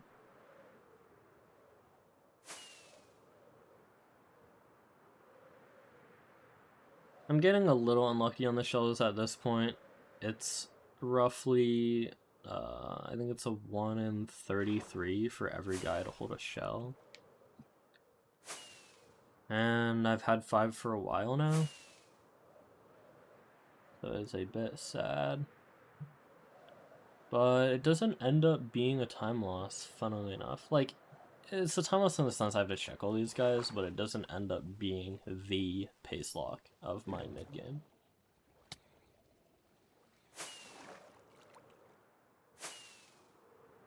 Okay, so we finally made it back to the snowy, where I can kill the stray. Still checking these runes. So I see runes at the right of my screen for a split second if you caught it. So I'm gonna kill a stray. Looks like a skeleton right here. I'm gonna fly, get this runes, and then I know my ocean has run out, so I have to go to the Nether.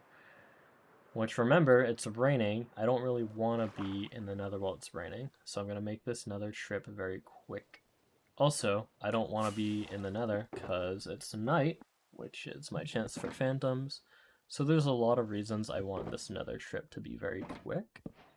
But I did do the slowest part of the Nether split already, which is the skull split.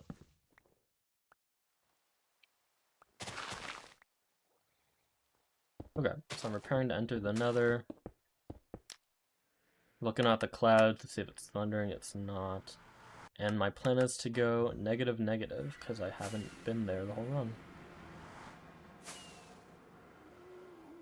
I get an insta-bridge Bastion. This is a second type of Bastion.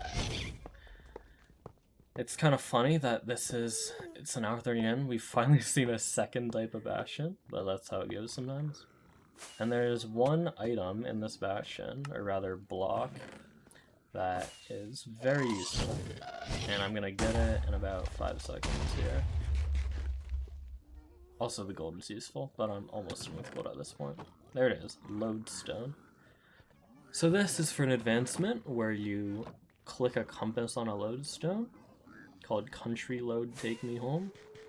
And the reason it's so important to get the lodestone there is that if you want to manually craft a lodestone, you need to get a whole netherite ingot, which is the rarest mineral resource in the game. At least, yeah, I mean in this version. Yeah, in newer versions, the recipe is 1 iron ingot and some bricks. In this version, it's a netherite ingot and some bricks. So, it's unfortunate, but what's the cost of playing this version? So I finished the skull split, so I don't really need another nether fortress. That's fun, another nether fortress. But I checked there because I never got nether wart, which is a resource you can only get from fortresses. So I'm gonna have to find another fortress at some point for nether wart. Okay, so I'm preparing to leave the Nether. Block that fireball so it wouldn't destroy my shulker boss. That would be a reset. I'm trying to leave, blind travel the Nether again, and I'm doing so while overlapping an advancement called Uneasy Alliance. This advancement has some crazy history. Actually, a lot of the tech. In the beginning part of this run, especially, you can see I was explaining tech like every single second. Even up to now, there's a lot of tech going on. This advancement is one of the biggest breakthroughs. You hook the ghast in, and then you blow it up. The advancement is killing a ghast in the overworld, but if you kill a ghast in the Nether while you're in the overworld, you get it. So I hooked the ghast and then blew it up while I was in the overworld, and that gave me the advancement. Pretty awesome. So I think I was in the Nether long enough that I guaranteed didn't miss thunder here, but it's still not thundering, sadly. So there, I crafted my fishing rod into warped fungus on a rod, which we will use in like 10 minutes or so for another advancement. If you haven't figured out that by now, everything's for an advancement. I'm at 92 TNT, which isn't great. Again, I want like 30 more just to, you know, hit average TNT needed. But I could try to play with the amount of TNT I have at this point and high roll. Also, a little bit more gunpowder is nice for more firework rockets.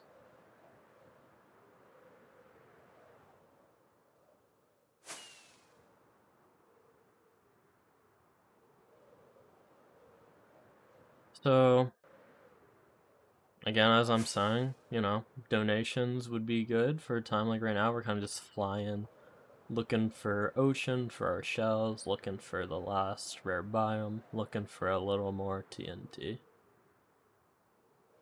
And waiting for phantoms. And if you notice, the stars came out, which means the rain ended, sadly with no thunder. Which is kind of crazy that it thunders before this run finishes, because thunder, it can, that it rains again. It can go up to 2.5 hours between rains. So, pretty fortunate that we got another one, and that it thundered. So we got quick little refill on some more TNT, some more gunpowder for rockets. Now we're back to the ocean, which at this point is the main thing I need in this run. I've gotten pretty much all my Nether done, pretty much the rest of my Overworld done. Just looking for this rare biome in the ocean and 3 shells in the ocean. And only 5 shells at 138 at the top level is pretty bad. Because we've been flying around for an hour 10 at this point, and I've only gotten 5 of these things. There's the 6th, though. For reference, sometimes you can get all of them in like 5 minutes. Normally doesn't happen, but normally, by now, you would expect to be done with your shells. I'm back on easy. We did not get phantoms. Unfortunate. I'm stretching my screen here to look at this ground, but he was not holding a shell. Hit them every 20 minutes? Okay.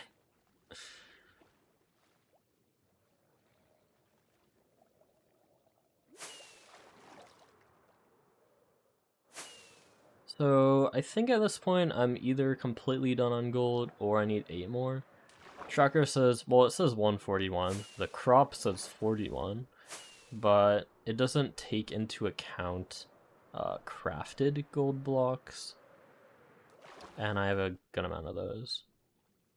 So on the tracker itself that I'm looking at, I'm not looking at this overlay, I'm looking at a separate tracker connected to the overlay.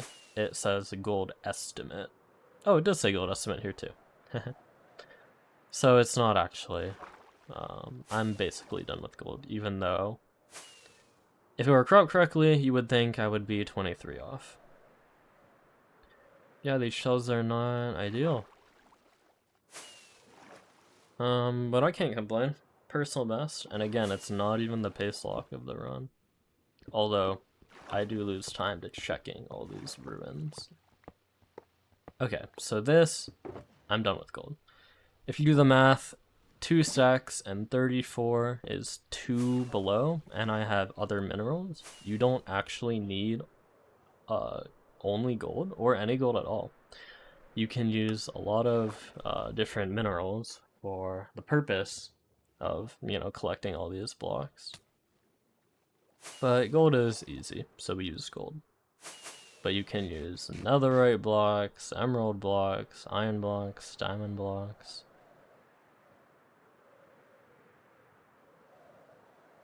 Again, 72 shells, kinda killing me. I guess I'll explain at this point why we're actually getting all this gold. It's for an advancement called Beaconator, where you build a max tier beacon, and you need 164 gold blocks to build the base of the beacon for a max tier beacon.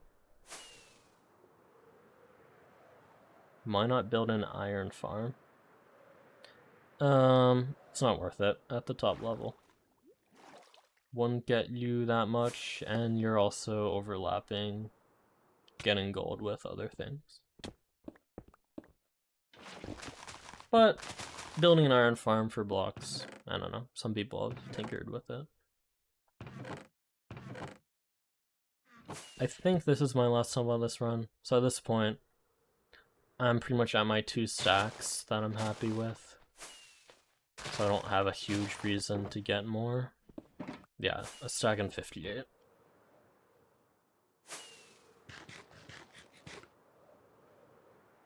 So at this point, I've pretty much done everything I need to do in the Nether. So instead of random traveling in the Nether, I'm just gonna fly through the overworld until I get the things I need, because we don't really need the Nether. Luckily, this terrain leads to more ocean pretty quickly. I could have just, you know, flown through taiga or plains or whatever else. This does lead to ocean pretty quickly. The pie chart? Yeah, I've mentioned the pie chart a good amount. I haven't dived too deep into the specifics, but I think I've explained it enough. I think in a real marathon setting, co-commentators could help with diving into the details. I mean, the runner's job isn't to commentate. Like, some runners do most of their own commentating and the co-commentators are like backup. But the runner's job is to play the game fast, so. But, you know, I'm still showing I can hold my own and be entertaining enough, I hope. Okay, 7 out of 8. 1 to go. And I see this juicy ruins, and I'm like, come on. And we get it. So I'm done with shells. Freaking finally. Kill him with a firework. Why not? Okay, so at this point, I'm crafting some things to prepare for our last rare biome, the Mushroom Island. And this whole run, I've been saying the shells are bad. They're not even the pace lock, because I'm still flying just for a Mushroom Island. And it's right there. Okay. Is this guy cheating? So yeah, that was, I mean, it was unlucky it took this long, but like I just got my 8th shell and I found a mushroom. I don't have the mic audio right now. I don't think VLC, you can listen to multiple tracks at the same time, at least quickly. But at this point I'm like really? Am I a freaking cheater?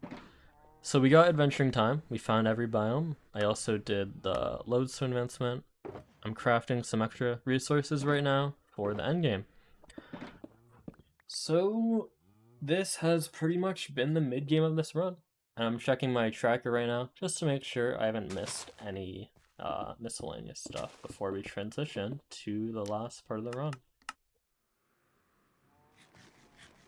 And this is decent pace at this point. Not my fastest, but like top 5 fastest, maybe a little lower. One of my faster runs, faster paces. But I don't have phantoms, which is annoying, and I don't have thunder, but that's kind of typical. So I'm getting a little nervous. At this point, I'm trying to fly back to spawn to do the endgame part of the run, but this Nether is just giving me wall. Okay, and there's the warp fungus advancement I was talking about, where we ride a strider with the rod, and then I also bred them. If you didn't notice, I was pretty quick. I fed them fungus and they bred. Also, I do need nether wart, which I was thinking about. I didn't forget. I forgot one thing, which is a little embarrassing, but we'll talk about that when we get there in half an hour. idrc is a speedrun marathon event. So I'm just trying to get back to 0-0 in the Nether, so I can go through my original home portal. But I'm just hitting wall after wall, losing a little bit of time.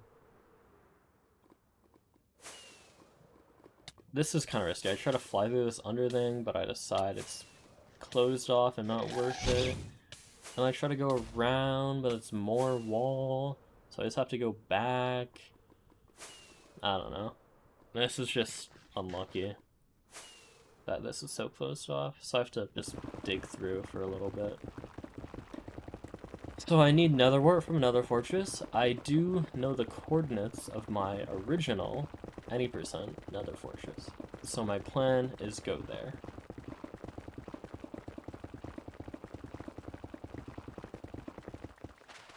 And we're out. Okay.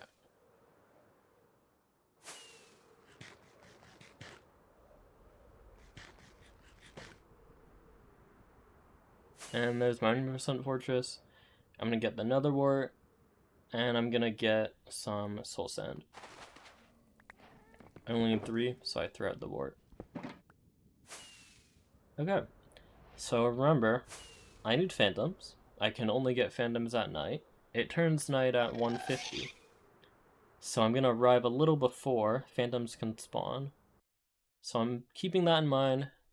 Oh yeah, here I'm undoing this tool I have, Ninja Brain Bot, to see where this portal is.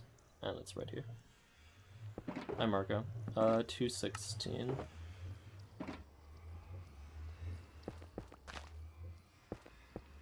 Okay, so now we're gonna set up our bees. Again, talked about this like an hour ago. We need bees for some advancements. And I try to get a double breed off here, but these bees just don't cooperate, which is annoying, but not a big deal. I don't force it. Also, there's a piglin here. World record? No. World record is 215. I have a Thunderless 202, and this is my 3rd fastest time, including Thunderless, I think.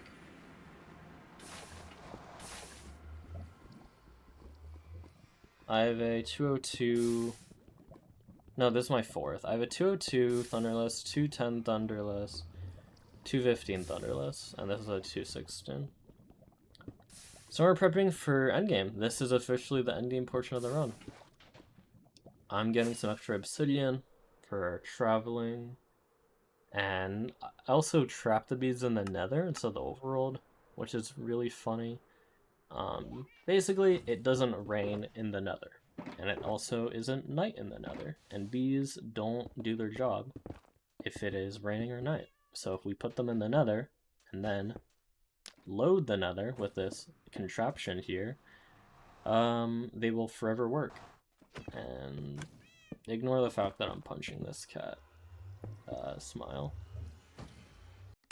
Okay, so we just built a bit of a jank chunk loader invented by Onshirkiss and Contaria to 1.15 any percent runners. Shout out. That I've repurposed for AA. Totally ripped off of them. Okay. And I'm getting nervous here. I only have 2 furnaces. Normally you have 4. So that's annoying. But I don't want to go down and get more cobblestone furnaces because I want to be above ground for the phantoms. So there's a lot going on here. Basically, we're prepping for how did we get here. That's almost everything that's going on right now. So, for again, how did we get here is every effect in the game. Asterisk. And a lot of those effects are from potions, one is from the ocean monument, some are from a raid, which we'll talk about when we get there. How'd we get here? When we get there, get it. Sorry. This beacon build is a little silly. I build this in the way of my portal, so I have to flip to the other side. That's like a minor time loss. But it's not a big deal. So this is why we were collecting all the minerals for the Beaconator advancement.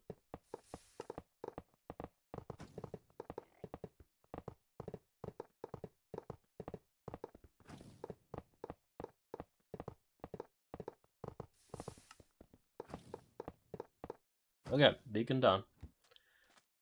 Now I'm going to start brewing potions. We brew 8 potions for effects. Oh, this is sloppy. I accidentally mined that sand. But yeah, I'm gonna use a variety of ingredients we've collected throughout the run to make 8 different potions. I should have gotten more wood. That was a mistake. But we'll see where that cost me. So I'm just organizing my shulker, getting all these ingredients. I took the stew there by accident instead of the puffer fish. Did not mean to do that. To actually get the beacon, notice we built the beacon base, but we didn't place the beacon for the advancement. You need to kill the wither, but doing that requires going below ground. And as I briefly alluded to, you can't get phantoms if you're below ground. So I don't want to take that time, risk missing a phantom potential spawn.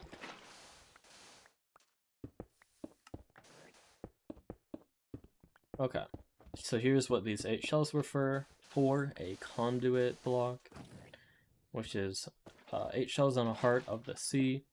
And here's what the prism is for, so we can place the conduit in this little structure and power it for the conduit power effect, which is, as you can guess at this point, for how do we get here. So I'm kind of running out of things to do. I'm just waiting for phantoms. So I kind of just like mess around here. Like I am just waiting. I don't want to go do other things because that could risk missing a phantom spawn. You can see that one potion there that's blue colored, like a water bottle, is because we haven't added the phantom membrane, which is what we get when we kill phantoms. I'm kind of just waiting, organizing my inventory, put the stew back. And I'm trying to figure out how I want to route this. So the next step in the endgame is to go do the raid, which will get us some more effects. And I decide, okay, I'm going to, oh, first, detour. I need an egg for the pumpkin pie food. There we go. Normally you delay that to endgame because chickens lay eggs every 5 minutes. And if you come back to spawn, that's normally where all the eggs are. Because throughout the run you're moving too fast. 5 to 10? Okay. So at this point, I would normally nether travel to the outpost to start the raid. But I still need phantoms. So I'm flying through the overworld, looking behind me for phantoms, and I luckily do get them. I get them at a pretty fortunate time. I still have 5 minutes of night, but it is pretty lucky that I got them here.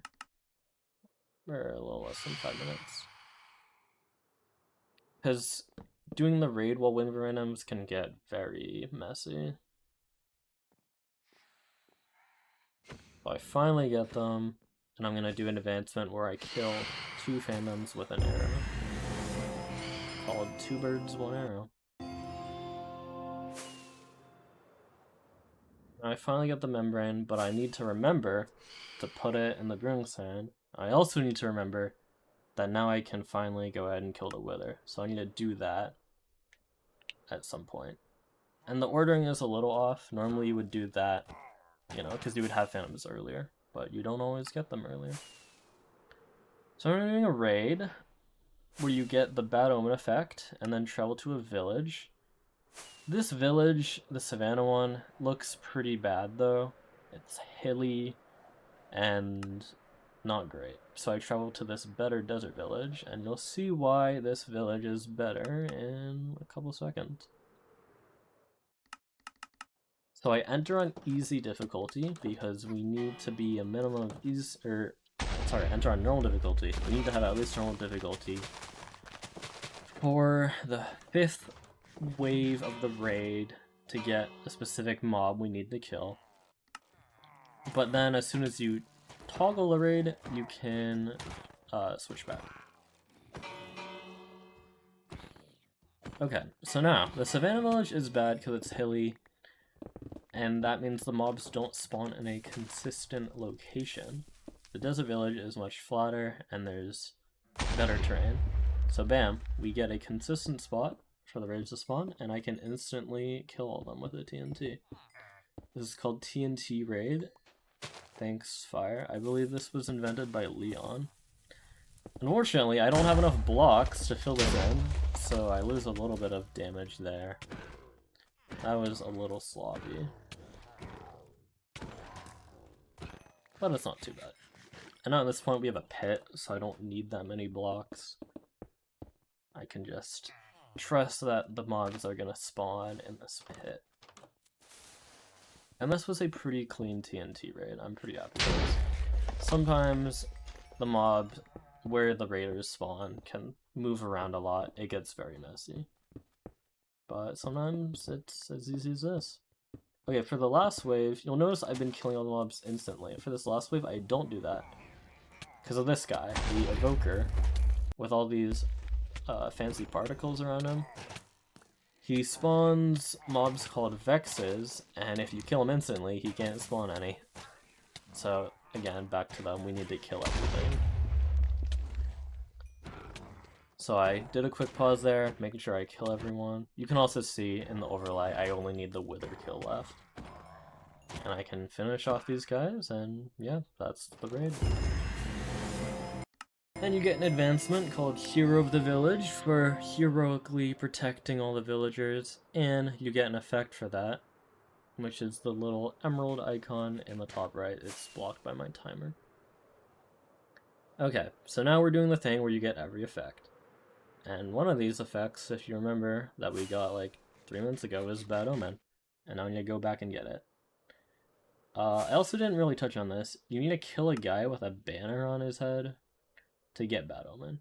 And one spawned like 20 seconds ago, but I didn't see him. Now I see him. And then it starts raining. And I need rain for thunder, so I get excited. And then... But I turn on the clouds, and it's not thundering. I belch. So I'm trying to get back to my endgame setup at spawn. And now that I don't need phantoms, I can just fly through the overworld. And actually, really funny, my portal links. So I go to the Nether, I come out, and I'm here. So now I'm ready to do how do we get here, but if you remember, I still have to do 2 things. Smelt this last potion and kill the Wither. So we're gonna do that right now. And the Wither, one of Minecraft's hardest bosses, deals a ton of damage, has 200 health, very scary. We're just gonna put him in a little box and kill him. Smelt the potion, brew the potion, sorry.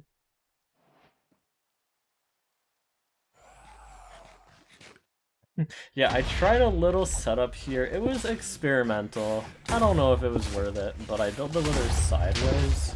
I've been thinking on this for like 2 weeks, but I haven't used it yet. I don't know. It's like kind of funny. Okay, so now we killed the Wither. We can build the beacon, place the beacon, and finally get Beaconator, and a random advancement called Bring Home the Beacon that no one really cares about. Okay, so now I'm all ready to do the advancement we've been building up to for 2 hours. How'd we get here? And I'm pausing, trying to figure out what I should do now that it's raining, and it thunders.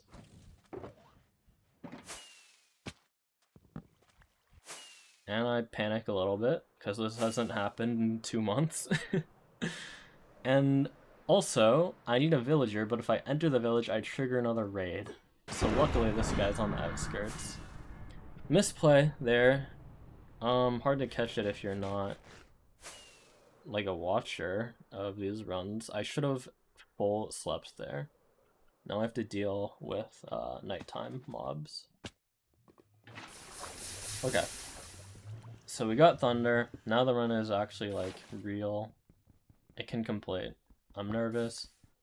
I gotta go to the monument for that effect, and then do how'd we get here.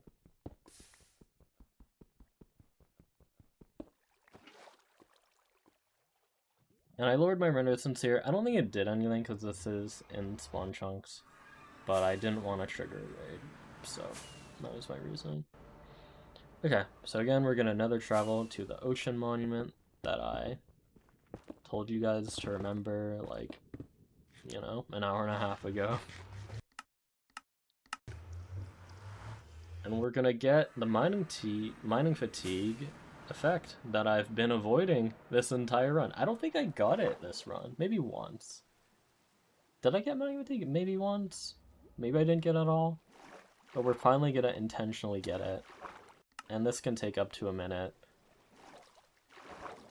And we finally need to get it, and it's not happening immediately. So, a lot of people like to complain when they don't get, as we call it, an insta-dong. Point to some of the current tell them roller cards, yeah. So we're just chilling here. Just waiting for the effect. And it'll happen in like a second or two. And there we go. Okay. Talk about hunger? Sure. No, I'll talk about that one. We're back at the setup. I could. Now we have mining fatigue. It has a 5-minute timer, which, if you're new to this category, you'll quickly find out is not a lot of time. But luckily, this is not our first rodeo. So we're back. I fly straight up because I don't want to fly into the village and trigger raid. Now I'm getting a dolphin for another effect called Dolphin's Grace. Get one there. And we can just swim straight to our setup. And you'll notice, Pac mentioned hunger. You need your hunger to be lowered for some of the foods you need for effects. Also, if I slept, I wouldn't have to deal with these mobs, but I didn't because I'm a little silly, so I just get rid of that creeper. Okay, so here we go. 8 potions. Also, I realized that my chunk loader ran out of items, so I filled it. And here we go. So we get levitation from the shulker. Then we're gonna use that glowing arrow to get that effect, and then we're gonna eat a bunch of things and place it with the rose.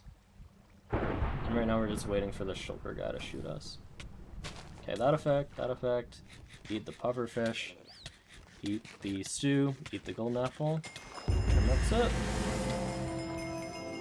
How did we get here? Yeah, it's not bad. Total Justin. Okay, so now there's only a couple more advancements. I need to do the debris split, and bees, and respawn the dragon for end again. And there's a couple other small things, but that's basically it. I wanted to make sure I had gold there. I was pretty confident I did, but I just double checked. Okay, so now the debris split.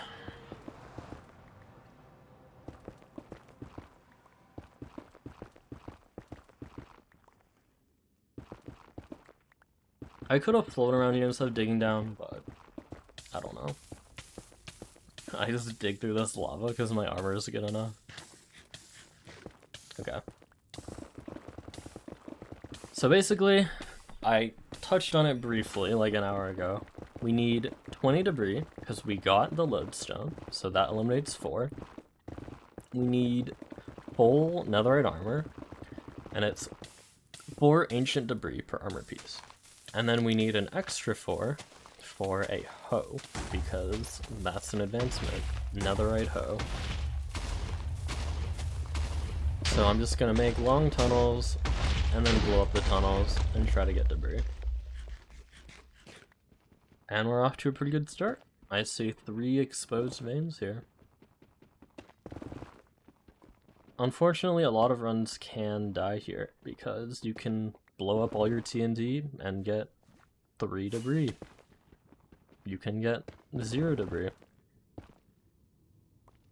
But with 2 stacks of TNT, you have a decent shot at getting 20. I don't know the odds, maybe 70, 60%, I have no idea. And I run to lava here, which will ruin my tunnel, so I'm trying to tunnel off in a non-lava direction. You rather recent or pre-1.16? I think the pre-1.16 one is way funnier and just a better advancement for speedrunning. I mean, netherite hoe is a lot easier. But I do miss the old one.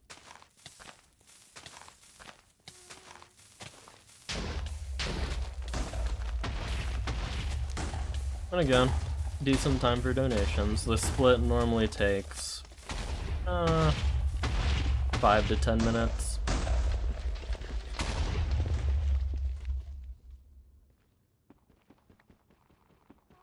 And you're kind of just doing the same thing. I mean, it's kind of, you know, exciting when you actually get debris, but, you know, we are just doing the same thing.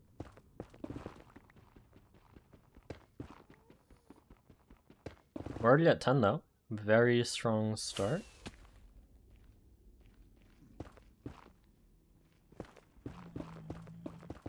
And you'll notice I made another flint and steel because mine broke. And it's the easiest way to light it. So at this point, all that's going in my head is, what do we need to do? We need to do end again, bees, debris. End again, debris, bees. And you would think, with all that time spent thinking about what I need to not mess up, I would not mess up an advancement. That would be comical. How many debris in total? 20, or 24 if you didn't get a lodestone.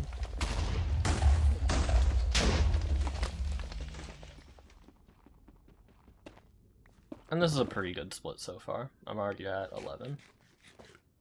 Not bad at all. I even touched my tracker there, just to make sure. Not forgetting anything. So I would surely never forget one easy advancement. No, that would never happen. Preposterous.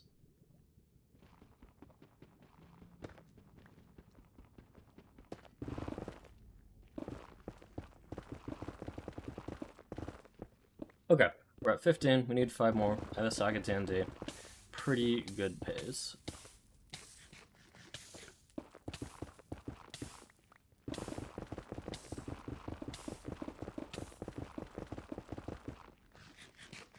Maybe now you're thinking, wait, it's 2:09. He only needs 5 more debris? And the run takes 7 more minutes? Yeah.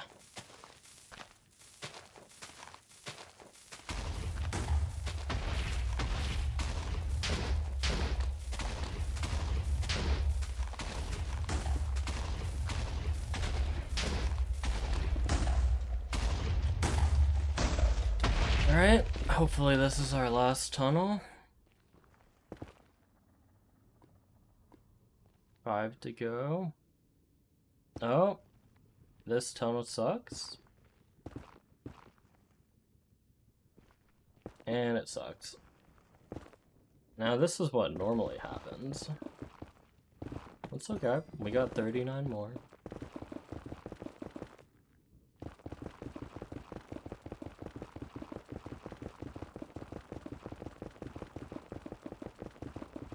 Okay, to be fair, I screwed up one advancement big time. This recovery was not that bad, though. I lost like 2 minutes, 3 minutes. It could have been worse. I don't know. It's still a little embarrassing. Okay, 4 to go. Let's wrap it up. Finish strong.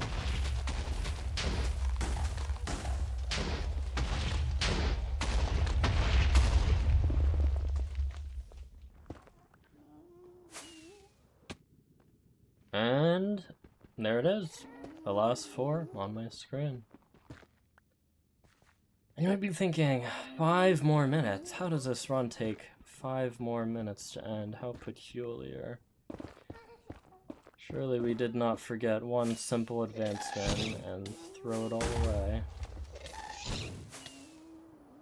Oh yeah, I thought this was my own. It's just a random ruin portal.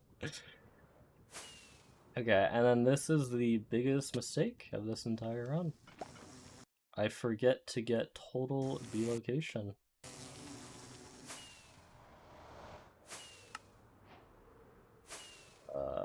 Yeah, I don't know what to say. It's sad. I was double checking everything except for that. It's very sad.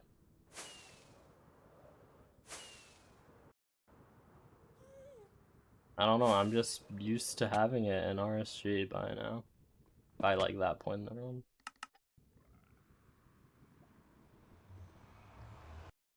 Okay, we're back in the Stronghold though. Let's not worry about that right now. And we're about to do end again and get a sub 2:15 time.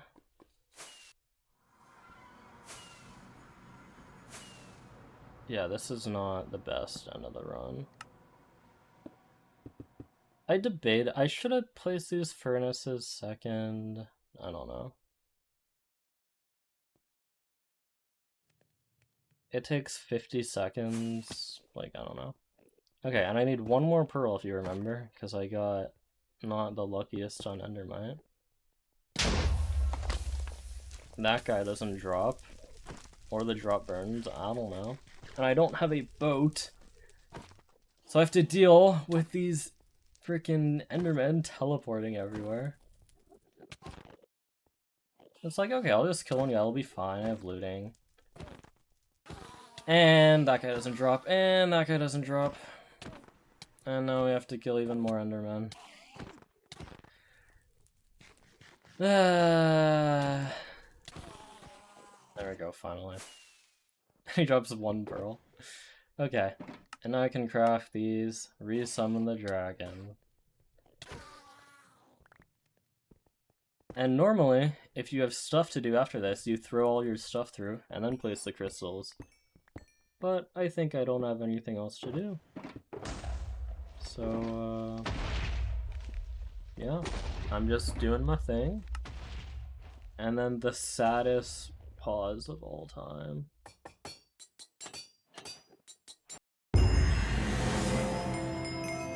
And I go, wait, I forgot total B location.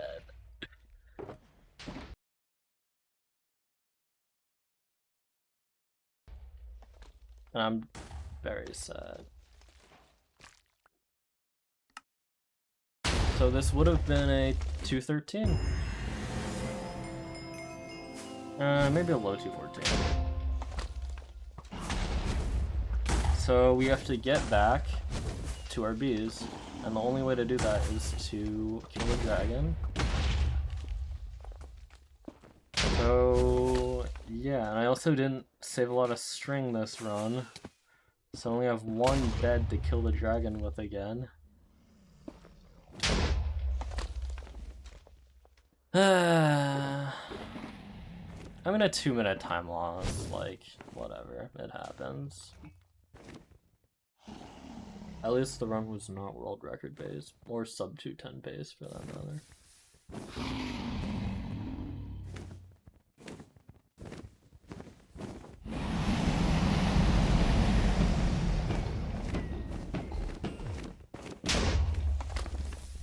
Yeah, and that was my only bed. So, and I'm out of arrows. Oh yeah, also out of arrows will be a factor in a second, which I didn't even think about. Those who know. So it's been a tradition of mine for the past 3 years to do an advancement called Not Today, Thank You Lass. Which is block a projectile with a shield. And normally you shoot an arrow and then block it with a shield. Except I have no more arrows. I could have killed it there with some better TNT.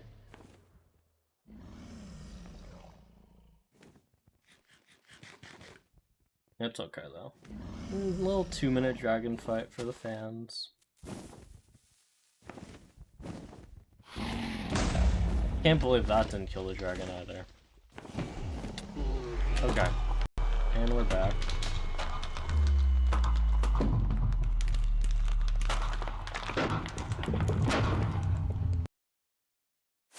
Okay. And my plan, go Nether and shoot myself. Okay, we finally get below, and then I go to shoot myself. I go, wait a second. So it's another 10 seconds. It's fine though. It's funny. I'm not mad about that. And yeah, that is Minecraft 1.16, all advancements, random seed, glitchless. That's a second place time. And thank you for watching. Thanks if you're a random viewer, thanks if you're from GDQ and considering this. Even though you're probably not, because the run's really freaking long, but I hope I did enough of a good job at marketing it that I think this run is interesting enough to take a spot in a marathon, which is why I'm submitting it. And I just hope the games committee also agrees. So yep, thanks for watching.